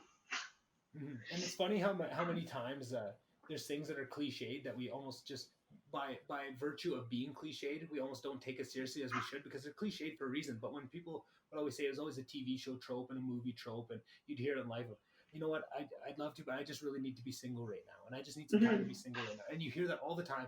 And to me, I never tell us. I was like, oh, well, that almost felt like that was almost a sign of weakness. Like, well, you should always, if the right person's there, you should never Yeah. need to be on your own, right? Like if the right person's there, you should always. And I just never understood the value because it'd never be explained. I feel like sometimes things are so obvious and so cliched that we talk about them in an obvious and cliched way, and we don't actually break down the importance behind them. And I feel like so much Mm-hmm. in that is something that I've talked about with school is if you don't attach things to meaning and don't give actual reasoning of why you're going to learn something and why it's going to be important to you, it doesn't actually stay. You just learn it on this superficial level. You don't learn it on a real Mm-hmm. experiential level. And I feel like that is one of those things that with some of these cliched things, um, we need to try and discuss them in a deeper level like this, where you're getting to the bottom of why they're cliched and you can give some reasoning. I think Mm-hmm. someone that listens to maybe the last 10 minutes of this conversation and can then hear what's so important about being single is going to be way more impactful than just hearing, that cliche of sometimes it's just you need to be single for a bit, right? Like that doesn't tell you that much. Totally. It has meaning to it and it has truth that rings true, but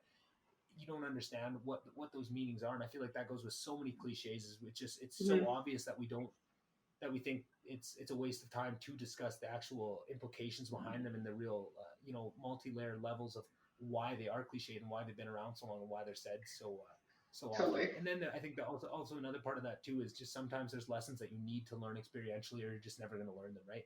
And Yeah. that's what those cliches are. Is it's so hard to explain that you just have to live life long enough to where you experience all these cliched life lessons that everyone seems to go through, and then now you have that knowledge, right? Sometimes it takes falling down to learn a lesson, and they can't be Totally. just taught from telling. Right? Someone can tell you about falling down all your life, and if you've never fallen down, you don't know what it's like until it actually Mm-hmm. happens to you, and then you have to figure out how to get up on your own, right? And I think Totally. that's I think that being a single big thing thing. too is one of those classic cliches that people struggle with, right? Like just looking at my own experience, like high school, I was like a little like no one was interested at all. Went to university, like had my first serious boyfriend, and then I was like, shit, boys like me, what? And then didn't and then didn't know how to be single for like I'm trying to think how long, probably like was that like 4 oh yeah like 4 years after that I was in like several relationships and then I finally like hit pause like when I was in grad school and I had that kind of breakup around that and then it was like all right and I tried dating it sucked but like I was such a better person because of it but it's you've got to get to that point where it's what you choose for yourself and what you want to do because people telling you to do something you're never going to get the same lesson out of it you're never going to get the same self knowledge is when it's Mhm. something that you either choosing to do or life just is like this is what you're gonna do now like you're gonna fall down or you're gonna Yeah, whatever it is right but it's yeah. just interesting but again that's the whole hindsight's 2020 right like well Mhm. and that's where the cliches come from right. Yeah, exactly. It's so funny how much of of those things are cliched and just cliched for a reason. So one thing I'm curious about, just mental health has kind of been the topic that I always love to discuss and has been a big impact in my own self journey. But just for yourself and going through that schooling, what kind of lessons have you learned about mental health from the schooling that have helped you along, and that just people listening would probably wouldn't lessons that they wouldn't hear in just their day-to-day life that go long term or go a long ways for somebody's own mental health journey if they can incorporate into their own life? I've been asked this question before actually, and I think the biggest thing that always comes to mind for me, which it's gonna sound, it's another like cliche thing, but it's Yeah. honestly the people that you surround yourself with Mm. and the quality of those relationships is genuinely one of the most important things. Like when you look at Mm-hmm. whether it's a significant mental health diagnosis, whether it's addiction, whether it's family issues, it's like if somebody has a really good core group of people that they are comfortable talking to and whatnot, that's such a make or break thing for mental health. And Mm-hmm. my research that I did, actually, I did it all on masculinity and men's kind of ability to express their emotions and how that influences their mental health and Mm. relationships. And I think that's where, and again, this is just my kind of area of interest, but I think that's where guys get stuck a lot and where girls really have the Mm-hmm. benefit is in female relationships. Like I'm going through a breakup right now and I go to my friends. I stay over at her house all the time. We cook dinner together. We talk about it nonstop some days, and then some days we don't talk about it at all. Mm-hmm. And it's honestly better than therapy. But I think for a lot of Yeah.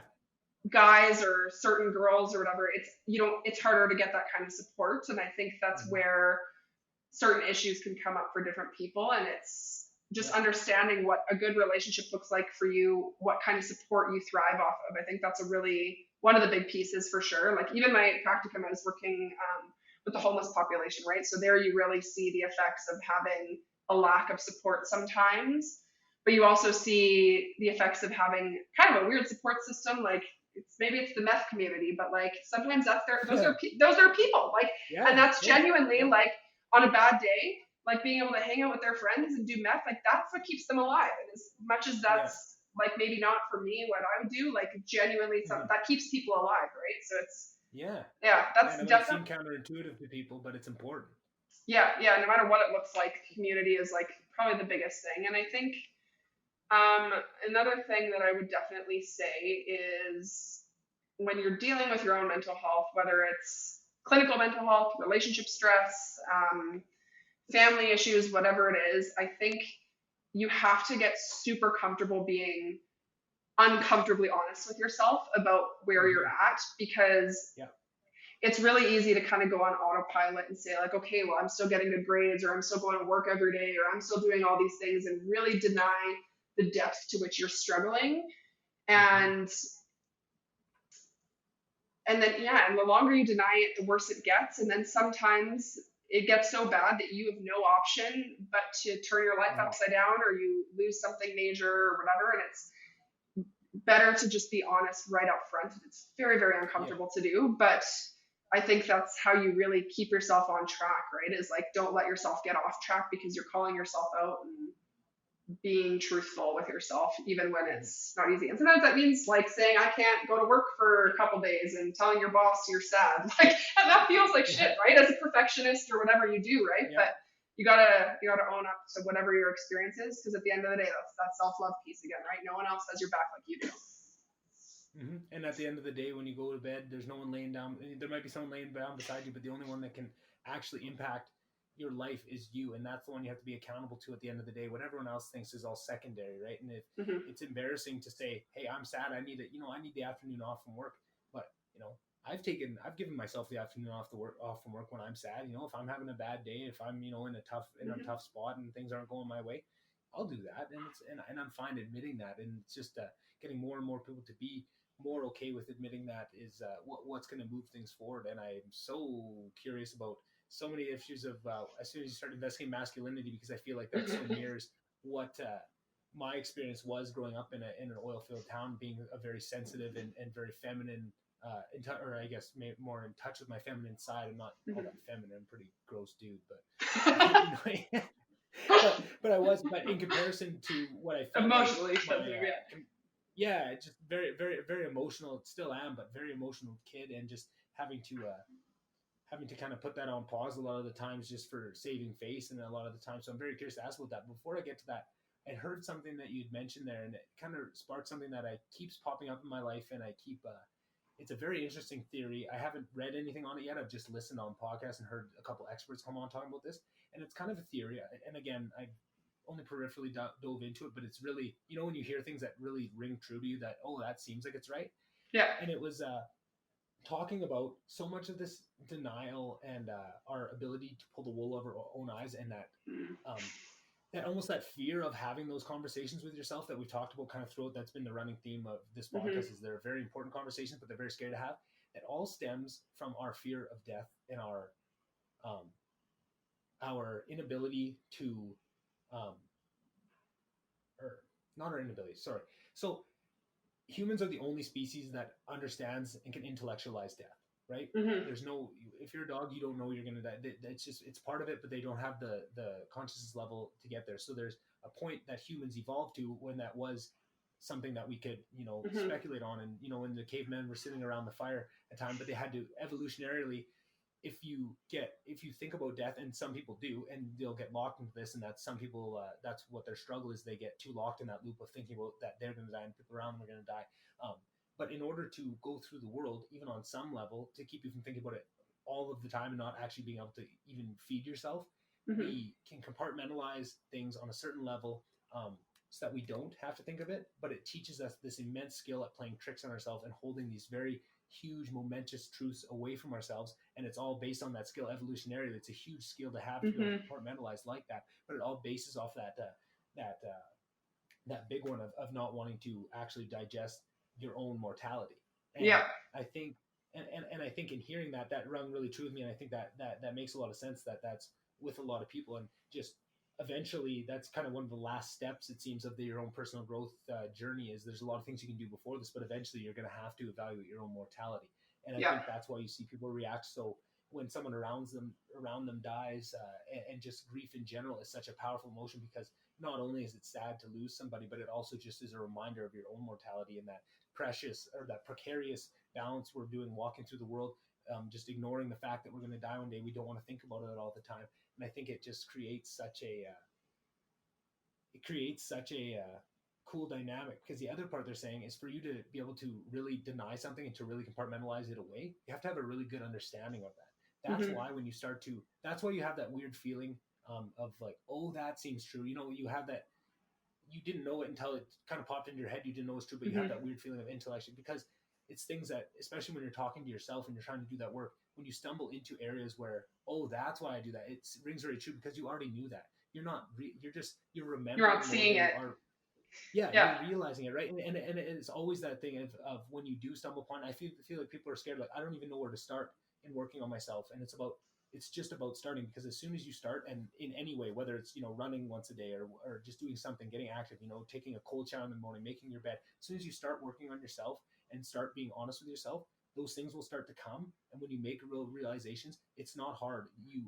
It's very obvious when you get something right. It's very obvious. It's like a light bulb goes off. And I think it's addicting, and almost, if you can't get your first few light bulbs to go off, you don't realize that how easy it is, and that all these things you're denying about yourself, in order to deny them that fully, you have to have a really good understanding with them. And if you pull down the barriers of being worried about getting to them, you'll automatically start walking into them, and they'll start popping up in your life. It's about the willingness to do it. Once you're truly willing, it'll pop up. You don't even have to do any work, right? Like there's ways to expedite it by asking yourself tough questions to ask yourself. But if you're actually willing to if the questions come up organically and you're willing to attack them, they'll pop up left, right, and center. And as you conquer more and realize more about yourself, new ones will pop up, and it's a self-fulfilling thing. And I think that's so interesting, because that all stems upon, we all have this really innate sense of our own mortality. And I think that is something that once you do start thinking about it, you would realize, if you tried to sit for an hour and just think about your own mortality, you would realize you have it much more thought out than you think you do, because your body your mind doesn't let you sit on it too long, right? It doesn't want you to do that, because it inhibits you from living your life.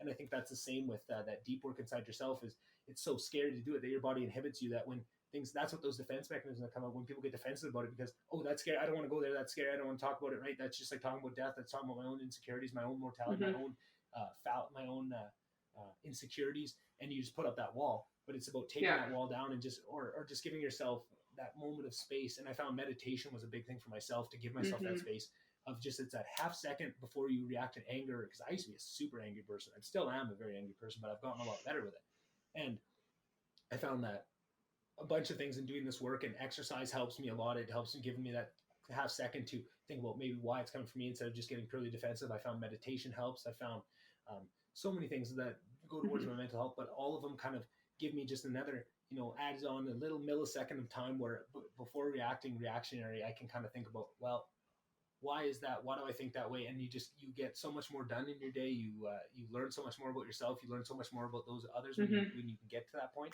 It's just about, how do we engage more people to get to that point earlier on, so they're not making that realization at 40 and starting to level up at that point. And I think it's about a lot of it is about responsibility and taking that on, whether it's your own responsibility or something that's given to you. If you can find areas in your life that you have to take on real responsibility, that's that first step, and that can be it, right? Whether it's making responsibility for yourself, like making your bed or whatever it is, or sometimes you just, you have a kid or something, that's a responsibility. It's forced on you. Sometimes it's a choice. Sometimes it's thrust upon you. But if you take it the right way, that can be the first step on a really, really important path that brings you places that you didn't even know you could go.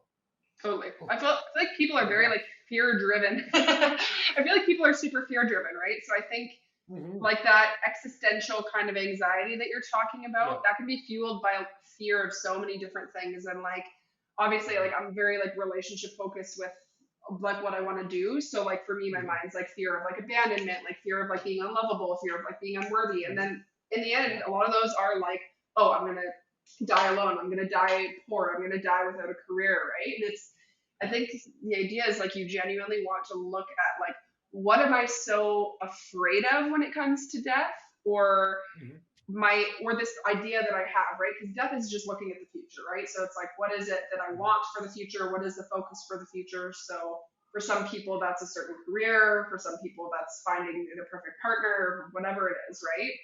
And like kind of teasing that apart, and then looking at the fears you have surrounding that thing and how they fuel your way of navigating life. But I don't know, denial is a complicated one, right? Because I think there's so many layers. Like there's straight up denial where you have no idea what the hell is under the surface. There's the denial where you know it's there and you're not willing to really see it. There's the one where you see it, you're not willing to do anything about it. And then there's the one where you fully are not denying anything and you see it and you're willing to change it. So it's a lot of steps. And I think, again, a lot comes back to self-love. Like I think you're only willing to see yourself based on with as much love as you have, right? Like it's, again, not comfortable. It's those hard questions that you have to ask. And it's, again, uncomfortable. It's whether it's getting your ass to the gym or teasing apart your beliefs that you have about yourself and who you are. But it's you can only meet yourself as far as you are in life. If that makes sense. It doesn't sound super fucking philosophical, but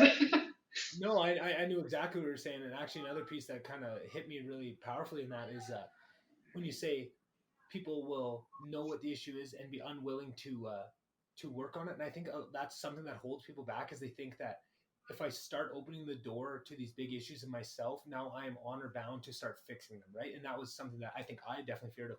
I think I have an idea of all these issues I have, but I don't want to dive too far into them because I'm not ready to tackle them yet. But once you start to tackle a couple, now you know how to tackle them. And then there's things that come up where you realize it about yourself, but you just realize, I'm not ready for that. I can keep working on these other areas. But when you're starting to work on it, you always have that forward momentum. Now you have that space to put these things aside of, hey, I know this is an issue I have, but I don't have the skills and I'm not ready. I'm working on these things. And I think eventually I will get to those, but it's also important to recognize in myself, because it doesn't mean I need to start to fix it. I just need to be conscious of it. Right. And that's again with the relationships of, hey, this is something I know I'm learning and I know I'm not good at, I'm not even actively working on that yet, but I know that's an issue and I apologize for it. Right. And that comes, and a lot of it too is, it's one thing once you realize where it comes from, you can forgive it in yourself. But if you have an open enough relationship with somebody to be able to talk on those levels, you can be honest about where that comes from your childhood and bring them into it. So now they're not just feeling like you're attacking them or whatever negative externality they're feeling. If you let them know exactly where it came from and how you're processing it and let them in on that, there's so much more understanding, and you feel better about it. They feel better about it, because now it doesn't seem like it's something that you're doing on purpose, and they can kind of see. And a lot of the time, if it's something that's within you and it's honest and it rings true to you, when you explain that to someone who loves you and knows you on that level, it should ring true to them as well. And that's what Totally. you got to look at. That's one of those things where if you're with the right person, it's definitely scary to be vulnerable and stuff like that. But if you're with the right person, it will ring true for them as well, and they will usually meet you with a lot of compassion on that level, Totally. and it makes it a lot less scary. And doing it a couple times and being met with compassion and understanding opens the door for future ones, right? Because if you know that, if I can be really honest, I know it's not going to turn out really really poorly most of the time, right? So you get that comfortability with Yeah. just being honest about it. Yeah, totally. And I think it's like very overwhelming, right? Once you start that process of actually like looking at yourself and not denying all this crap, it's very scary because it's like you have, let's say, 50 things in front of you that you want to work on, right? It's like you can't do Yeah. it all at once. It can be extremely exhausting to like look at this and not go into that critical place of look at all the things that are wrong with me. Oh my God, like I'm a disaster. It's hard to navigate it sometimes. But I think that's honestly where, yes, just having compassion and one step at a time, because there's always going to be 50 things that we don't like about ourselves. We're so critical. That's how we're built. But it's just learning to kind of manage that in a way that's like helpful. And I think, again, having that support group, whether that's friends, family, relationships of any kind around you, that's why that's so important, because you're not alone in this. Again, you're the only person that can make the changes, but you're not alone in terms of like dealing with it. You've got an army of people behind you, even if that's only like one or two people. Like that's all you really need is your ride or dies, quality over quantity.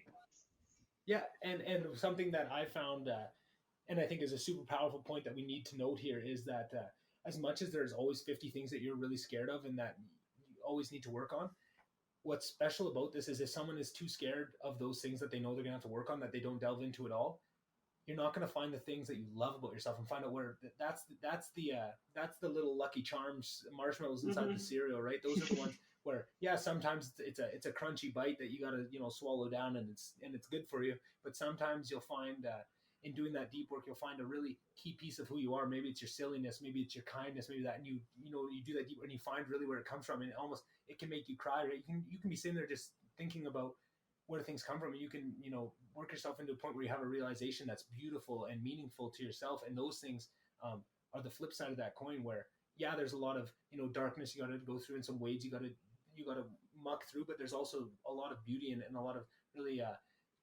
powerful realizations you can make, and it gives you a much better understanding of where your strengths lie and how you learn and how you like what you need almost, right? You're understanding yourself more, and just like we're talking about in relationships, you got to learn your partner, learn what they need, but you're also learning yourself. And I think that's the other side of this coin, is it's very rewarding to go through this work as well, and to see some of the good things of whether it's your parents, what they did for you, or someone in your community, or someone that was special to you that taught you lessons along the way that opened your eyes to a deeper understanding of who you are and how you walk through the world. And I think that's something that has been super rewarding for myself. And I think if it was maybe more widespread and more acknowledged, it would make that journey a little less scary, because there is a lot of positives that come out of it. I think it's just there's so many the negatives are so terrifying that that's what people focus on, and it's very easy to forget about the positives that come with that deep work as well. Totally. I did like this training, and there was this activity, and I thought it was so powerful. It stuck with me, and they basically were talking about how, like, if you have like a mental health issue or a struggle, it's like there's always a flip side to it that says like something beautiful about you. So like, let's say you're like an anxious person, for example, and you're always just like on edge and whatever, and like on the opposite side of the shoes, you give a shit. Like you care, like whether it's you're anxious about your relationship, you care about your partner. Like if you're anxious about work, you care about what you do, right? And I think often our weaknesses and our strengths are just two different sides of the same coin, and it's learning to kind of appreciate that. Well, our soft spots, right? Like they're often where we thrive, but they're often also where we really struggle, and it's kind of learning to see the beauty in the breakdown. That's always like kind of the way I like to put it, right? Is there's always something inside of our struggles, whether it's personal or intrapersonal. I can't even talk. But like there's always like something to it, and it's just a matter of learning to see the good, right, and kind of switch that narrative of like what's wrong with me to who am I. So then definitely a question that I've been curious about for a while, and something I knew I was going to have to ask you is with your research on masculinity and getting into that as a topic overall. It's something that is very close to my heart. Just growing up in a very masculine environment of the oil field, that was always something that was very important and very, valued very highly. And now it seems like at a certain age, it was very much a bad thing. And the masculinity that was very much exemplified in the values that was shown to me as I grew up was been very much ever since, torn down and just been told that it's a bad thing and you should try and avoid it. And I'm just wondering how your journey into exploring masculinity, what misconceptions did you have? What did you learn? And just what do you think people misunderstand about masculinity itself? Okay, so I'm going to go on a bit of a rant here because I love talking about this shit. Go for it. That's what I want. So I originally got into feminism, and when I kind of started getting into that area, for some reason I was really, really drawn to the dude side of things. And I always get like really triggered when people talk about feminists as being like only focused on women, because for me, exploring exploring it led to me really being passionate about masculinity. So it's just an interesting kind of area. And I remember in one of my classes, they basically said that whether it's like sexism or any of that stuff, it's not about men versus women. It's about masculinity versus femininity. And that what the problem is that a lot of concepts around being feminine are what's villainized. So when I talk often about the issues with masculinity, it's not really that there's any problem with being strong and powerful and brave and knowing what you want and whatever. But the problem is that in doing all of that, you're rejecting all of these feminine qualities that are super, super important. And you're not being emotional. You're not reflecting on things. You don't have the nurturing characteristics as much. You don't know how to have hard conversations. There's just a lot of skills that we're not developing equally in both genders. And that's also where the opposite comes into place. Like women, we're not taught to be assertive and powerful and all these things that men are taught, right? So it's just two different sides of the same coin. So I don't think masculinity is a problem, but it's the constrictedness. It's that box that we put people in. And I think that's where, I don't know, that's one of the things that I find very interesting is masculinity is like a freaking, it's a steel cage, like it is, and there's not even any holes in it. You're just in this like dark box and you can't get out. You can't do anything.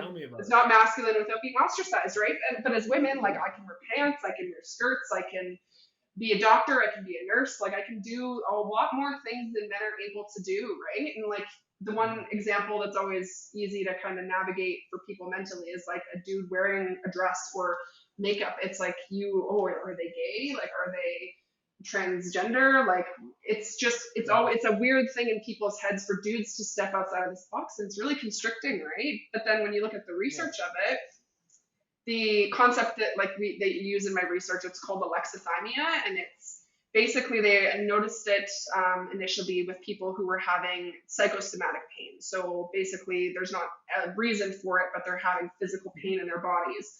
And they noticed a more mild level of this. Oh, sorry, I totally skipped a part. So basically people who have this psychosomatic pain are also alexithymic, which means they're unable to kind of identify and express their emotions.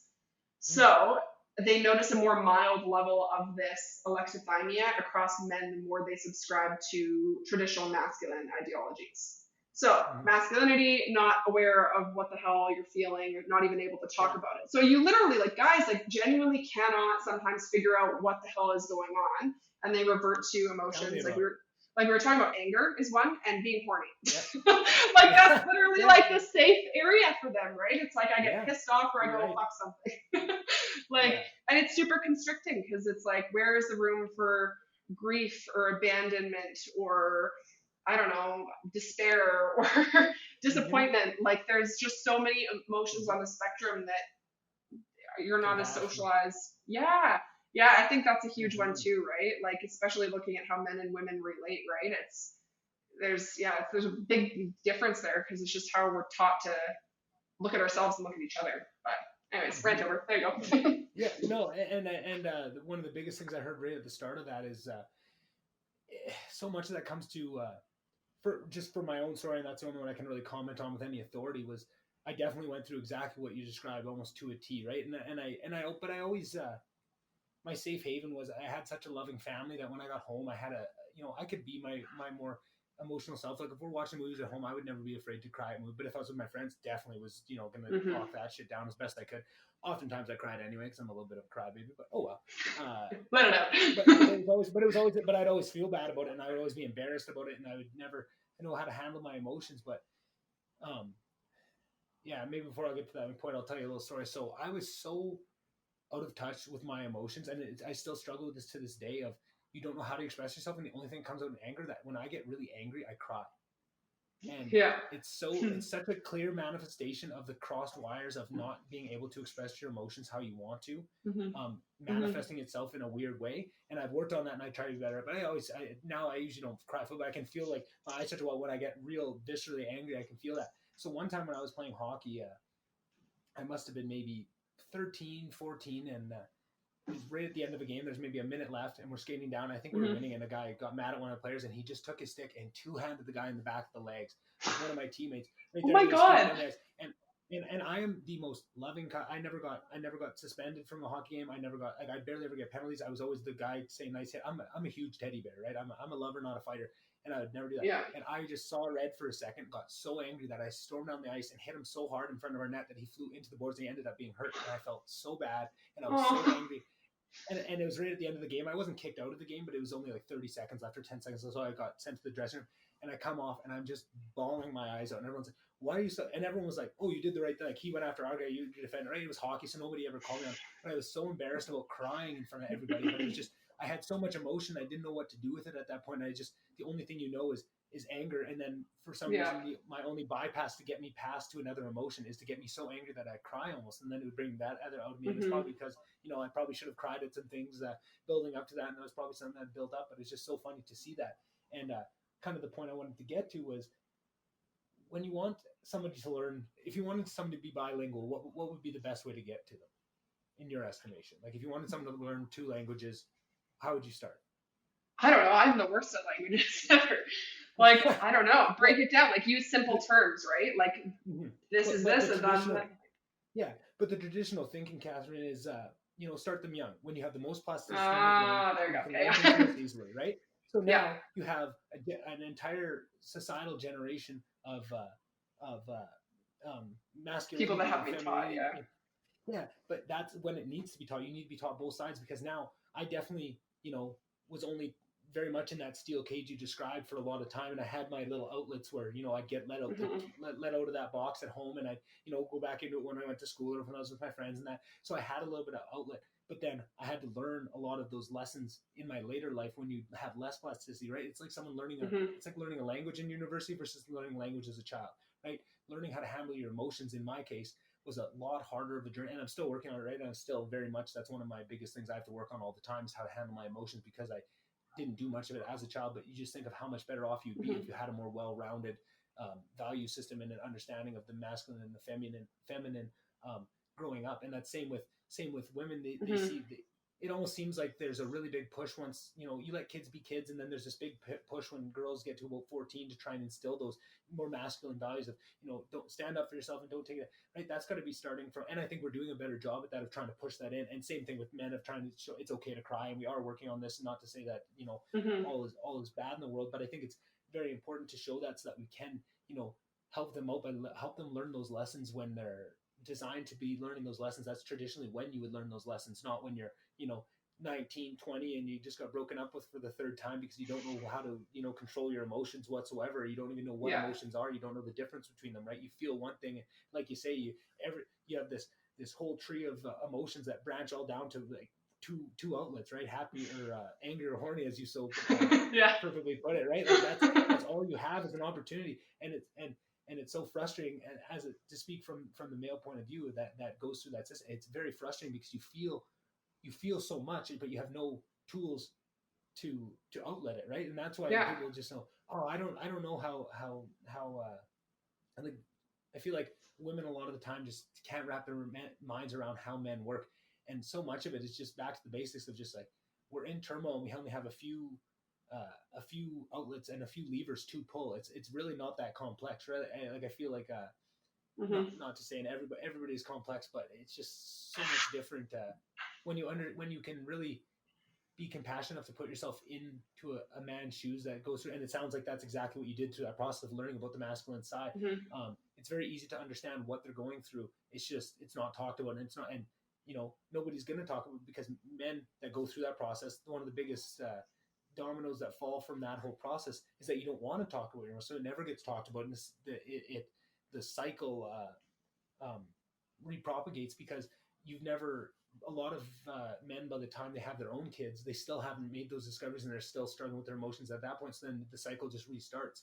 And Totally. And if the younger you can get it, the sooner you can break those stages and show the emotional sides, and start to have more well-rounded kids coming up in the world. And that's just with the rate that the world's changing at, the more tools we can arm kids with to navigate it, because it is such a mind-blowing experience to grow up in this day and age, right? If you're born a couple of years ago, you're in a wild landscape, and the more we can arm them with to make sure they're as prepared as possible to combat that crazy world, I think that's the better. And I think that's a huge piece of it. So that's very interesting that how you got to that point, and just that's something you're continuing to explore. So is that something that was just more as part of your studies, or is that something that you want to focus on now that you're out into the workforce? Are you going to try and find a way to specialize your job into something to do with masculinity, or just kind of whatever comes?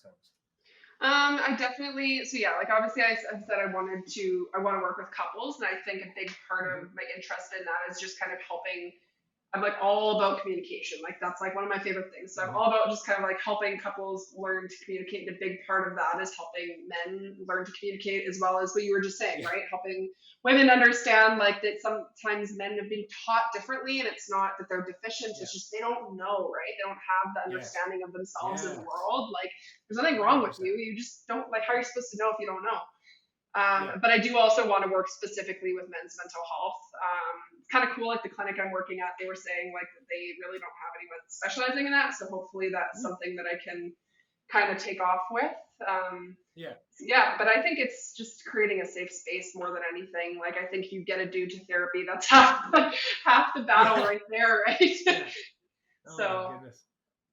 definitely very interesting. I think there's so many layers that come with it, and even when you get a guy like on that process, right, of kind of getting reflective and talking more and whatnot, I think it's that denial piece that's really hard, because it's just, as much as they might want to do something, they've been told in so many subtle ways throughout their life not to go to this vulnerable place, that I think denial is especially tricky for men, because they really have to push out of that programming that they've been socialized to live within. And it's I don't know what the word would be. It's exhausting, and it's very, very hard work that I think women don't experience, like the focusing on themselves in the same way. And like I think that's why there's a lot of poets and stuff like that are women, because we are just naturally taught to go to those vulnerable places, and it's a lot easier for us to kind of do that kind of work. So I have so much appreciation for like men like you too, who are able to kind of put that work in and think critically. It's not easy, and pushes a lot of boundaries that even if consciously you're like, it's not that hard, like it really is. And like that's why dating is really hard for me, because there's not a lot of people that like do the work, especially at 25.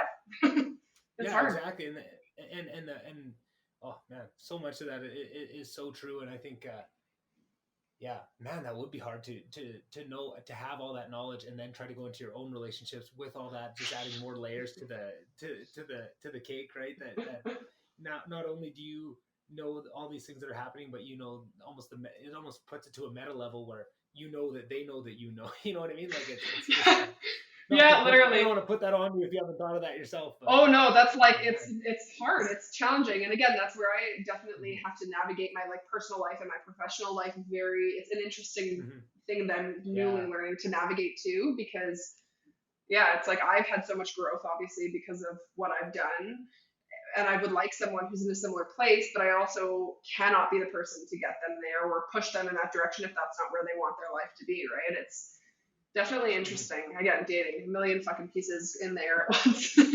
But no, I hear you. And another thing, it was very I think very cathartic to hear from you, because this is something I've often kept to myself as a thought, but because I didn't want to get attacked for it, because it can maybe be seen as, coming from a guy as an attack, but I definitely don't mean it that way. But something I've often thought is a big piece of that work that you do. It's a lot harder for men to start doing that work because it requires, almost as a basis, for you to get more in touch with your emotions and to let down some of those barriers before you can start doing that work. Where I feel like Mm-hmm. because women, for the most part, and obviously there's exceptions, but because women are more in touch with their emotions naturally and societally, they're more encouraged to do it, Mm-hmm. that even before you even realize you're doing it, you're starting to do that work, right? And everybody is at a Totally. certain level, but it's just that men only can work on so much because they're only working on the very surface level, because they've always been taught never to go further than that. Where Totally. once, and I think that's why I think it's not any here. What it was nice to hear you say was that I think it's easier for women to get on that path, but I almost think it's not any easier or harder in my estimation, Kathryn. I just think that because men are barred from it for so long, that when we finally can break through those levels and start doing that work, we're doing it all at once. Like when I finally Mm-hmm. was able to get in touch with my emotions, all these things started flying, and I'm just learning things. Right? It feels like I'm in the last 3 years I've been Drowning. into the whirlwind of learning. Right? But I feel like with Yeah. women, you have more of a slow build to it, where you're always working on it, and there might be times where you focus on it more, but you've always been kind of working on it and slowly doing it, and Mm-hmm. you've had more time to do it, right? Where it's almost like if a woman and a man are both at 30 years old, let's say, that woman has been working on it since the time she's maybe 6 years old, kind of doing all this work in more or less, and maybe more intellectualized or less intellectualized than uh, than what it needs to be, whatever it is. And you look at a man at that point, but it's completely dependent on at what point did that man get to that point, where he was able to get in Mm-hmm. touch with his emotions and start doing that work. And now he's on the timer since then, right? So maybe that happened at 25, maybe and he's been kind of at it for 5 years. Mm-hmm. Maybe it happened at 20, he's been at it for 10 years. Maybe it hasn't happened yet. Maybe he just had an epiphany, a couple of Mm-hmm. days before, and he's fresh to the journey, right? And Yeah. it almost goes to another thing where you just have to be so, because it's so different for everybody, and everyone's on a different path, everyone's on the same path but at a different spot on it, that you just have to have that compassion of just not, you don't know at what point they are or what they've been through to not get them to that point. Because that's also a different thing. It's a lot easier for me to say, oh, I could start making those realizations at 23, 24 years old, because I had an amazing family that brought me up in certain things. I had so much little to get over, right? I had so little, real baggage of real meaningful baggage to accomplish before I could get to my own stuff, right? Like, it's not like I had to get over any abuse Mm-hmm. or any of that sort of thing, right? I was loved and I was taken care of. So that obviously makes that journey a lot easier for me to get on. And I think that's maybe the reason why I'm starting to do Mm-hmm. this work at a younger age than some other people, because I'm just, that's the benefit of what I have it. But something that pisses me off all the time is just, you know, privilege and understanding privilege is important, but I think that we don't have to villainize it all the time. It doesn't have to be a bad thing, or feel like a bad thing that you did have a good childhood and that you're at this point, right? As long as you're Mm-hmm. taking the right lessons out of it and trying to work on yourself and work on others around you and help them get to that point, right? And by doing this, I hope that does bring that to them, right? And it just shows that, if you had whatever roll of the dice you had, that is, good and bad in its own ways, but you don't have to think of life in terms of that. And you can just take it for whatever journey and whatever steps you have to take. It's your own journey, and you're going to learn more, right? You may have had Yeah. to go through more to get there, but you're probably so much more prepared by the time. If I had gone through more things, I would be more prepared once I did get to that level, more prepared to deal with it, because I had accomplished more things and gone through more hardship. Whereas, I feel Mm-hmm. like this is almost going through and asking those hard questions and doing that deep work is almost the hardship that I never had to go through growing up. Mm-hmm. I'm doing it now, and having those tough, it's tough to really, evaluate who you are as a person and what you like and don't like about you, and making actual changes. It's a very painful experience, but it's because I never had anything that painful to go through. I had a great childhood. I had a great, I can't complain. When I feel almost silly bitching about, not being able to express my feminine side. I'm not allowed to cry at movies. Like, what are you bitching about? You had a great childhood, and I agree with that. But it's just keeping that compassion for understanding my specific scenario and what I went through, and being able to hold that in a place where, I recognize that I'm lucky to have that, and lucky, and understanding that that doesn't make me any less worth that I didn't have to go through something. When you compare Mm-hmm. yourself, right? It also goes back to comparison is the enemy of happiness, right? As soon as you start comparing with other people, which is another one of my big issues. I'm so bad for that. And I talked about it on one of my last podcasts. I had this weird thing where I always want to know what people's ages are, because I always want to compare where they are in life. And it's less like where they are in life and how much they make. It's about this journey, and where if I can talk to you for an hour how far are you along this? What kind of realizations are Hmm. you still on level 1? Are you on level 10? Or are you How on level 100 smart are and past? you? Like, Yeah, yeah, like, and it's yeah, and it's not even smart because it's not dictated by intelligence. It's about willingness to ask. It's how honest are you is the question almost. Like how yeah. honest are you with yourself? And I feel like Mm. that's something that it's a skill. It's a skill to be honest with yourself, and you have to work on it because it's scary and it sucks. And if it's very obvious that someone's lying to themselves and has a lot of grandiose ideas, and they're very much out of touch with what they're actually presenting out to the world from what they think they're presenting out to the world, that just lets me know that they're just a couple steps back on the path. They'll get there eventually. They're just not there yet, right? And I think that's something we're getting to this point where I would have maybe looked at them with a little less compassion earlier on in my life. Now at this point, I just look at them like, oh, I was there.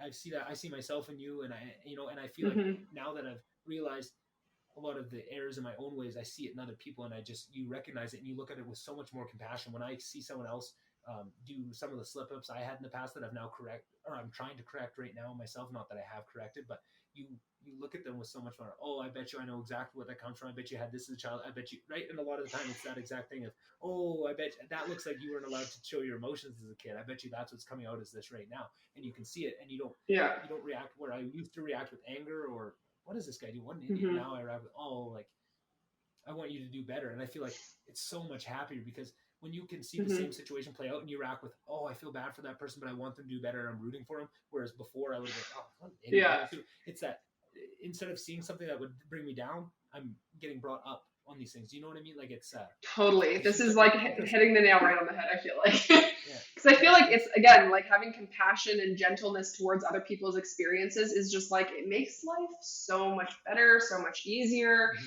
You'll have like less stress because, like, yeah, okay, so probably don't put this part in the podcast, but like, so my boyfriend cheated on me actually.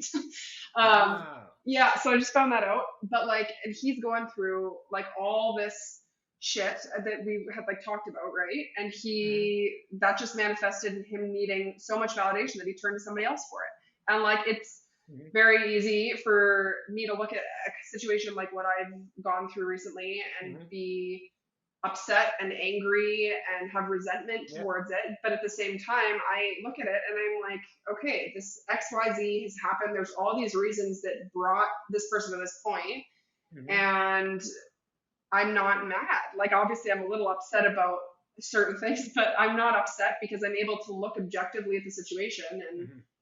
have, I don't know, compassion for it and whatnot. And it's a more empowering feeling because I don't know, it's just better overall, I think, you know. Yeah, it's the realization that you've done everything you can with what you can control, and then just having Hmm. compassion for the things that you can't, right? And that's more than anything. And I'm not that I want to say I'm not surprised, but I don't. That sounds like an insult, but it's not Yeah, I'm because not surprised. but it's because of the discussion we had about how much of it, and what I was telling you is how much of what you were explaining was exactly me to a T, and past Hmm. relationships is exactly what I'm doing, and I've been there, and just I don't, again, Hmm. like I was saying to you the whole time, is I don't want to, I'm more so just telling you my experience and just take what you will out of that to how much it reacts. But it seemed so spot on with exactly what I was doing Totally. right now that especially it's like looking back all those post or those oh, I forget the word again when someone dies and you look at their body, the Eulogy? autopsy. No. Yeah, Autopsy. autopsy. That's it. Oh man, This that word word. is just struggling today. But in all those relationship autopsies I did, right, all those lessons I learned, it was almost, if I wanted to be Yeah. honest with myself and type out exactly what I did and the errors I was having, was exactly what you typed out in that probably 5-paragraph long text message you sent me that one day. And it just Yeah. it felt like, honestly, I was at work, Kathryn, and I had to honestly like take a breath. Like it almost hit me like, oh, like it almost separate Yeah. that very well. I know it was you texting me and we were discussing it, but that very well could have been any ex of mine texting that Yeah. exact same thing to me about what I did. Totally. And because of that, I was able to tell you what, with me being honest with myself and the work that I've done, how I saw and what was going on with me at that point. And it sounded like at least a little bit, some of those things rang true with what was happening with your Oh guys' yeah, relationship. everything you said, spot on, like 100%. Yeah. And again, that's like why I like, obviously it like hurt what happened, but I know for him it's so much worse right now because Yeah. like, I know more than anything he loved me so much, and like he now has to like sit with the fact that he let his insecurities, like the relationship was already over, but like we won't have the same relationship after the fact now because of this. Right. And like I know for Right. him that's just gonna, to not the most empowering way to say it, but it's gonna break him in a sense. Like it's not, this doesn't feel good.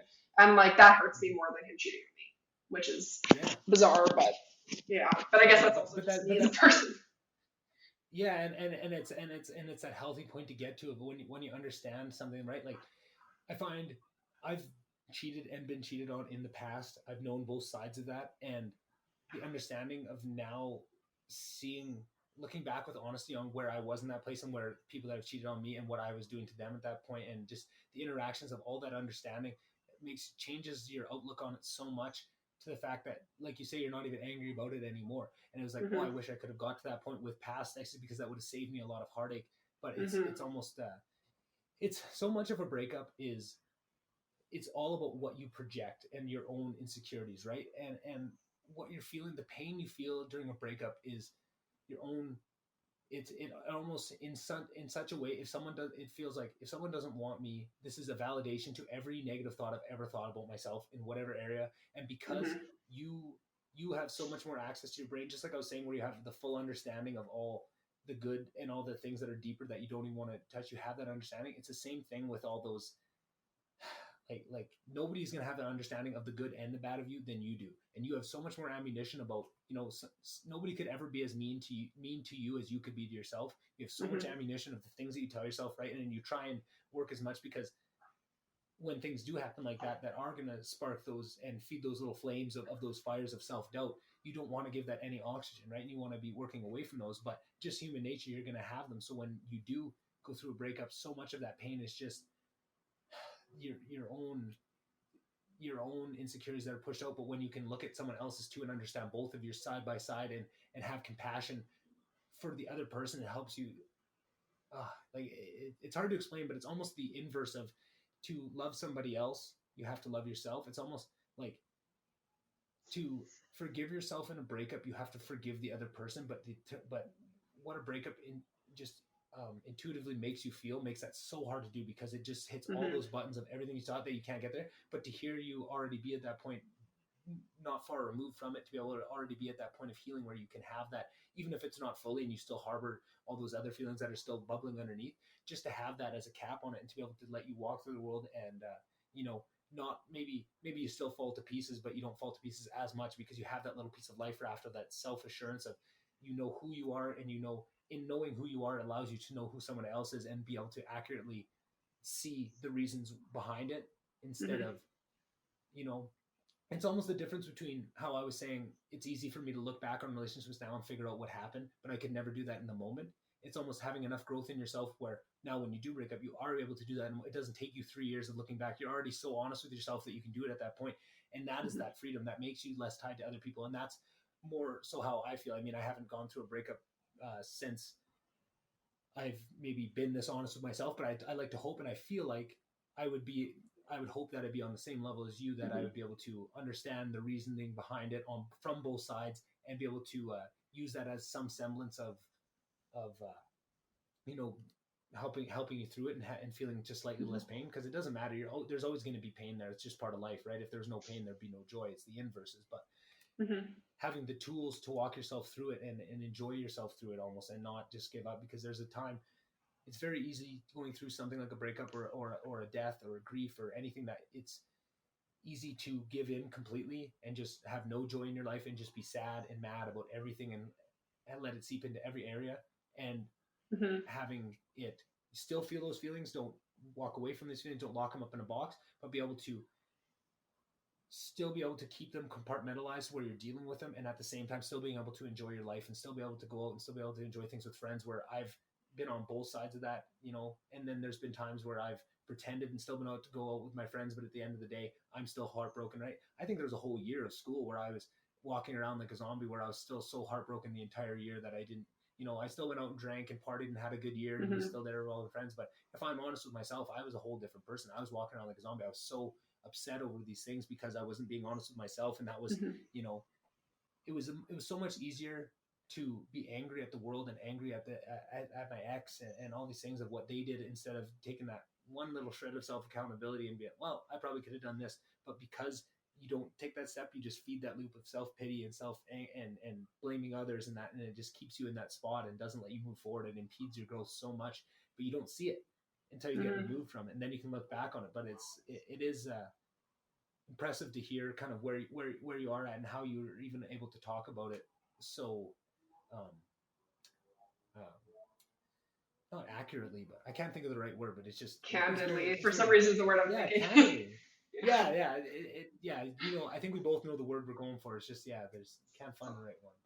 Yeah, no. So that's it. And it's, yeah, no, it was quite the experience to get that text from you that day and to feel that feeling of going back. But it was, I've almost felt since then that I have this temptation to text all my exes and just apologize for all the shit he did and all the insecurities I had that I forced onto them and all that. And, Do it.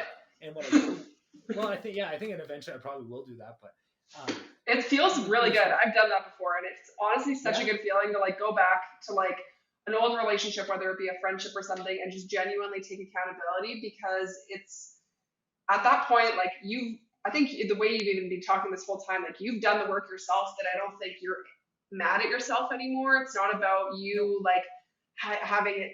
It's not about you anymore. It's just genuinely to that person about acknowledging what happened that you may have not acknowledged, and that is the purest form of apology, in my opinion, or whatever word you want to use. Like, it's very rare that someone will talk about things they've done wrong in a way that's completely selfless. So I always advocate for those kinds of conversations if it's something where you just genuinely are acknowledging the complexities of your relationship or mistakes or whatever. It's a good one. It feels really good to the other person, for both parties too, right?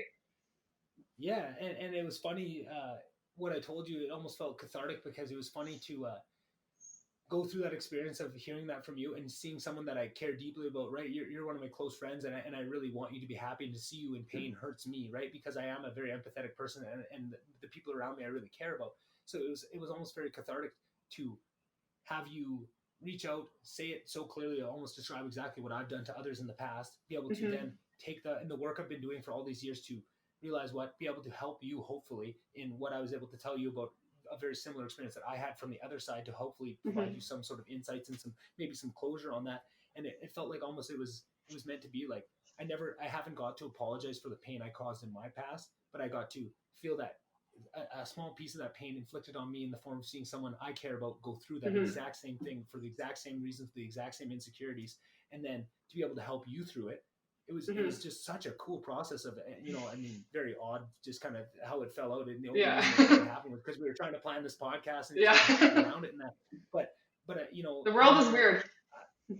The world is weird and how it works. And I've been saying that on lots of the podcasts, of just how extremely weird it is, and how when you give into that weirdness and just let it take you where it goes, it's the weirdest thing. And I've just been really trying to lean into that. And it's very woo-woo kind of hippie stuff. But, I'll just get a feeling of someone on Instagram that I just think of like, I don't know what it is, but I think I just need to reach out to them and talk with the podcast, see if they want to come on, because I just have a feeling. And sometimes it turns out that they're a great guest that ends up coming on, or it turns out that they say like, hey, I listened to it. Like, I think I'd be too scared for that, but I have a friend that is really good, and it's right up my alley of a topic that I've really been wanting to get to. It's so funny how the universe works in weird ways. And the more you give into that, the more things just seem to work out, and the way things are working out. And like you said, I knew when I started this podcast, you were one of the people I wanted to have on. I knew I was going to reach out to you eventually, but just the timing of when I reached out and just that it happened, that we could have a bit of that shared experience that helped both of us, I think, a little bit. It's just so cool how the world happens like that. And just, it was very eye-opening. I felt like I got so much growth out of it.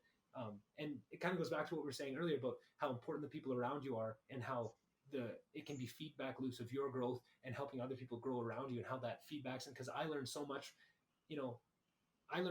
from your breakup, which sounds so weird to say about myself. And no, that's awesome. Right? Like, and I know, and it is awesome, and it's so funny to see that. But just if I would have waited another couple of weeks to reach out to you to invite you on the podcast, we never even would have reconnected to be talking to have that conversation, right? Not that just how friends work over the years, right? You fall in and out, and how close you are with friends, but it's always there, right? And I knew that as soon as we hopped on, even though we hadn't talked a lot over the last couple of years, we would hop on, and because of the base that we had built up, and the trust and the knowledge of who we are at the core of that work you put in beforehand, it's there, and when you're needed, I love being able to be there for my friends, right? And that's what happens. I think I like to think of myself as just, I have such a high value of myself, and I love myself a lot, that I think it's a very, I feel like this is a very egotistical thing to say, and I hope it doesn't come off the wrong way, but I feel like it's a privilege to be my friend.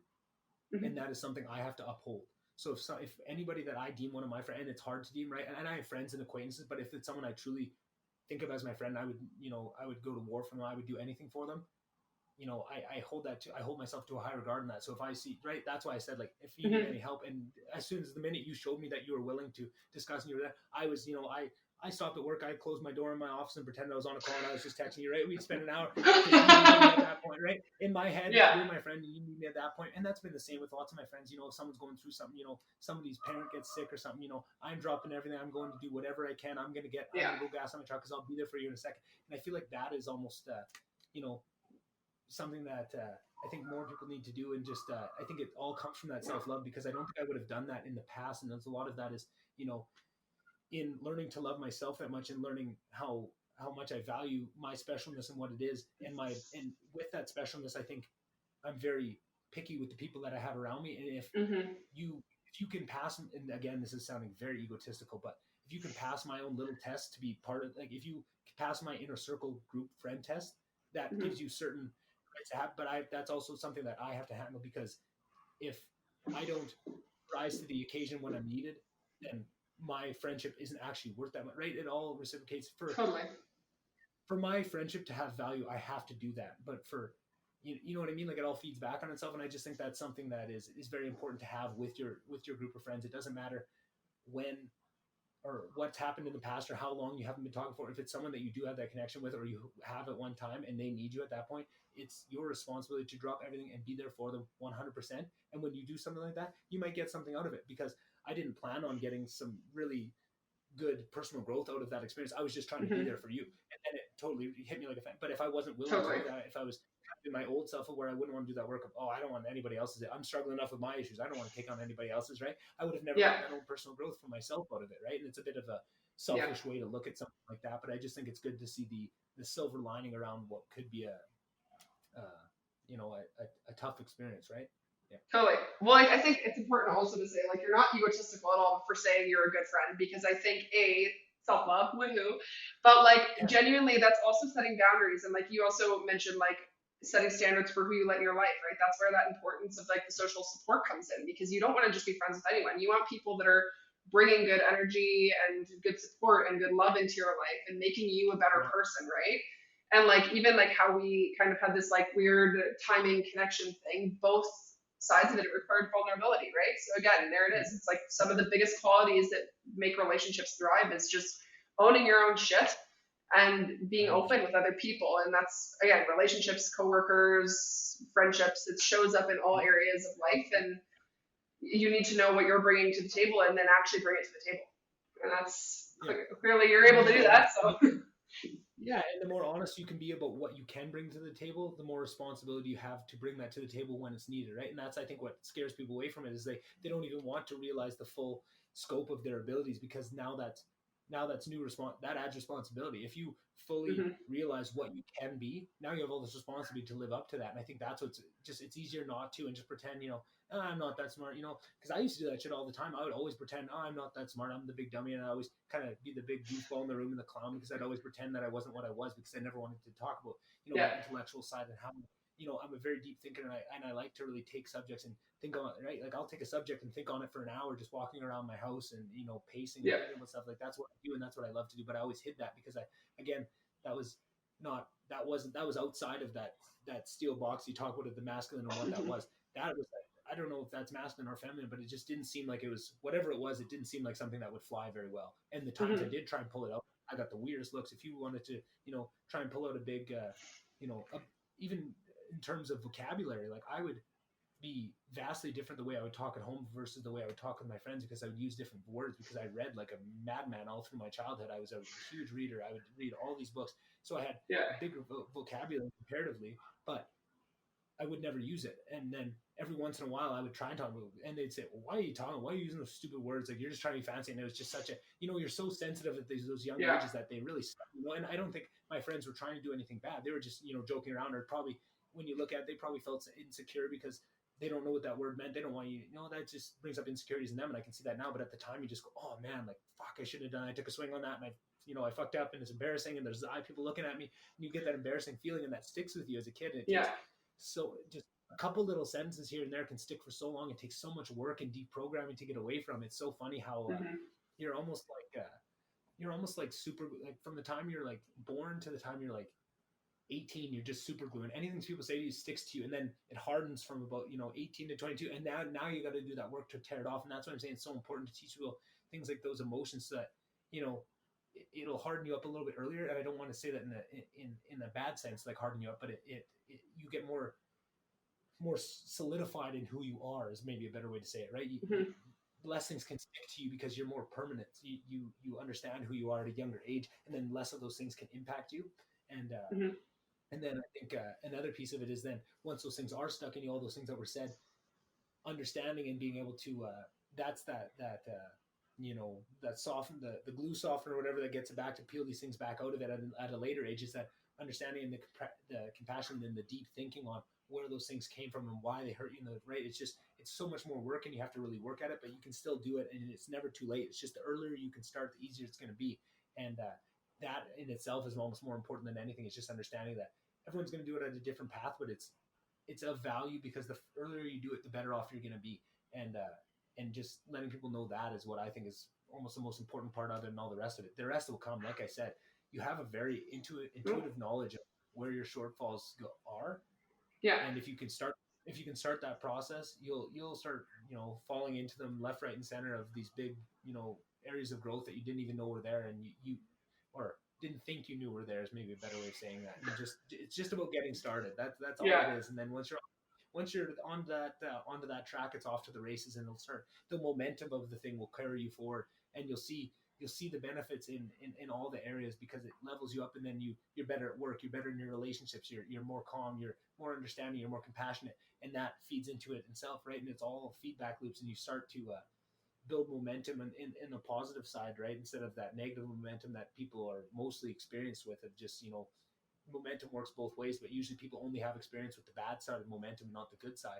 And all you need is a little taste of, hey, this works both ways, and I really enjoyed this, I'm really happy, I'm going to keep at this, and then you never stop, right? But it's so hard to get the first taste just to get you in the door, and then you're off to the races. So I'm hoping that, for me, that was podcasts and listening to podcasts that got that realization in my head, and that's what prompted me to start my own, because I want to, if I could do that for one person, if I could run this podcast for the next 40 years, if I can connect with one person and they can make that realization and start kicking their ass in gear, or just making their bed in the morning, or whatever that is, taking a cold shower, trying to work out, that's worth it for me, because I got to see the impact that it had on me, and then more than that, the impact that it has on the people around me, because now I can be better for them and I can help them, right? It's just it's such a the locus of control is such a cool thing to look at. Of you think you only have so much impact, but it's right, and you can only control your own things, but it's because you haven't really started to work on, once you accomplish yourself and you're fully realize of what you want, now you can start affecting people outside yourself. But you always think of just, there's nothing I can do, I'm just so worried about my own stuff that I can't. But it's just once you get through that, you can start affecting, and you can build it out and grow and start really changing the world if you want to take it that far. Of course you don't have to, but the door is open, the option is there. Everyone has it within themselves. I firmly believe that everyone has it within themselves. It's just how much you can get in touch with it, and how you can find the right path to find the right outlet to express yourself in that way, right? Which is so interesting. But the other cool side of that is, never at a point of history was there this many options for you to find your exact niche of what it is that you want to do, right? If you look a couple hundred years ago, there's only a couple different outlets. Well, that millions and there's infinite options at all times, but it's a bigger infinity, right? Some infinities are bigger than others. It's a larger infinity that is now, which makes my point seem much less salient. But right, it's really important to realize that there's so much less gating you from chasing your dreams now, because dreams can take so many different shapes,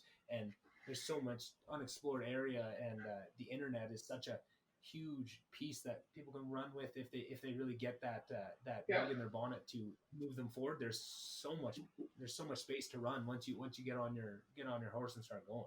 Totally. I think it's so I think it's so intoxicating too, right? When someone finds what they're passionate about, and you share it with people, or starts their healing and growth journey, and it just takes off, and there's a trickle down effect, right? Big thing for me is anything that comes up with my own personal growth journey, I will scream it from the rooftops. I'm so transparent with everyone in my life to a point where people are like, "Can you stop telling me about this, please?" Or like just like because I like especially like I love talking about sex stuff too. So like I'll just like disclose stuff and they're like, "Okay." But like the more you talk about stuff, it makes other people like think about their own shit. Or like if you love your job and you get passionate and excited about it, and people can feel that, it has residual impacts on those people around you, right? So however your power and your excitement shows up and what you want to share with people, like it has some kind of positive impact on the people around you in some way. Yeah, and Maybe I not think everyone, the biggest, yeah, and I think the biggest example I've seen of that from you is your poetry, right? Like it's something that is so much that is it. The basis of it is all in personal growth, and like you said, it was just for you. It was just something you're doing for yourself. But now you can start to see that work you're doing in yourself um, manifesting in growth for others, right? Like I said, like I mm-hmm. found that immensely moving when I read it and reread it and reread it. And every time I reread it, I find more meaning to it, and it's helped me a lot. And it's so funny just to see something, and just that's very similar to what this podcast is for me. You know, like I'm just doing this for myself. It's pretty much an exercise in my own mental health. It's doing this podcast, and Mm-hmm. if that can start eventually, and I know I want to say, if I'm trying to be modest by saying once it does, but I've had people message me and say, and that's what keeps me going, right? Lots of people ask me like, oh, how's it doing? How are lots of people listening? And I just, that's not the question I want to be asked. You know, like, is it having the effect that I want it to have? And I think it is, not to everybody, and I'm never going to be everyone's cup of tea, and that's why I just got to keep at it and keep getting better. So that I can find those people and try and get into the ears of the people that need to hear it, and then, you know, can be listened to and moved away from for those that don't. But I think it's just so cool to see something that you do purely for yourself. How it, if you do it with from the right, coming from the right place, coming from a place of love and compassion, and that, if you're doing it just Mm-hmm. for yourself, it eventually will start to manifest itself into other areas of your life. And I think, yeah, I don't know, that might be the best, most beautiful place to leave it right there. I've already kept you almost 3 hours here on Holy on your shit! listeners. But I know Holy Zoom shit! Where did the time go? too Beautiful. long. Yeah. I don't No. know. Yeah, that was good. I Yeah, had a lot. I had a definitely. lot of fun. That's awesome, and I'm definitely gonna have you on again. I think there's we only got to about half the stuff we wanted to talk about, and me and you definitely have killed the 3 hours before in the past, and we'll definitely do it again. So thanks again for coming on. I enjoyed it immensely, and yeah, we'll be on soon again. Beautiful. Had fun. Thank you so much. All right. Thank you guys for listening once again. Episode 19. That's crazy. It's already been 19 episodes. It seems like I just started this, a week ago. So, yeah, no, thank you guys for listening. Any input you want, anything you want to see done differently, even if it's something about the content itself, topics to discuss, or about the quality, if, oh, your guest is always a little bit quieter than you, or man, there's a weird audio glitch at this time, or it just doesn't get loud enough in my car. When I try and listen to my car, it's just not loud enough, and I, would love it if it could go a little bit louder, right? Just things like that. Anything you want to send my way. I want to get better at this, and I won't be offended by anything. If it's something that you think is going to help, I would definitely take it that way. So don't be worried about hurting my feelings. Yeah, and like I had said a couple times, I just want to keep dropping it in. If at any point anybody's listened to this and you see that you'd like to help out in any way, I am looking for people to help out. I have always big ideas for this podcast and where I could go and just things I could add, but I just don't have the time to do it and to invest into really learning these things. But I've really thought out a whole bunch of ways to take this to the next level. I just would need somebody to help out with that. So even if you don't have any specific knowledge of podcasting or computers or recording softwares, reach out to me. I have some ideas. It would just be things that I could walk you through and show you how to do that would just take it off of my hands. And after that, if it was something that you enjoyed working with and enjoyed the process of this, we could, do more and more and really take it as far as we wanted to. So yeah, if anybody has an idea, they're bored and what they're doing, wanted to try out something a little different, or the other piece of this is if you hear this and you want to start your own podcast, I've been just itching to find somebody to help walk through this process. I just felt like, man, it would have been nice if I would have had somebody kind of hold my hand through the first couple steps of what to order and how to get it set up and a couple of those really scary parts. And I feel like I could do that for somebody else very easily now. So if you're listening and you want to start your own podcast, whether it's kind of non-denominational like this one where it just kind of is whatever I want to talk about, or if it's specific to I don't know if you're into horses and you want to start a horse podcast or knitting or whatever it is, I'd be would love to help somebody through that process. So yeah, if you want to help me with mine, or if you want to start your own, reach out, because I'd love to do anything I could to help anybody along that process. So yeah, thanks again for listening. I really hope you guys enjoyed this episode, and can't say thank you to Kathryn enough. I mean, the willingness she showed to do whatever, just discuss these topics that usually people try and hold close to their chest, and these topics that if you would have tried to get me to talk to anybody about these things, even a year ago or 2 years ago, I probably would have really, really struggled. And just to watch her not effortlessly, I'm sure it takes a lot of effort, but it looks effortless to just be able to, flow like water from subject to subject, even with a lot of emotion attached to them, and just being able to separate and see things so clearly, and help to do that with others, and look at the situation from a bird's eye view, and really see where things are going right and where things are going wrong, and just being able to evaluate that from the position she is really opened my eyes. And it's something that I want to, or it's something that I aspire to get to in myself, and I think I can see myself on that path of trying to get there. And as long as I keep going, hopefully I can one day get to that point where I can kind of discuss things that are, that personal, with that much grace and compassion for yourself and for others in the situation. So yeah, thanks again. That was a really fun, enjoyable interview, and I hope you guys enjoyed it just as much. All right, see you next week.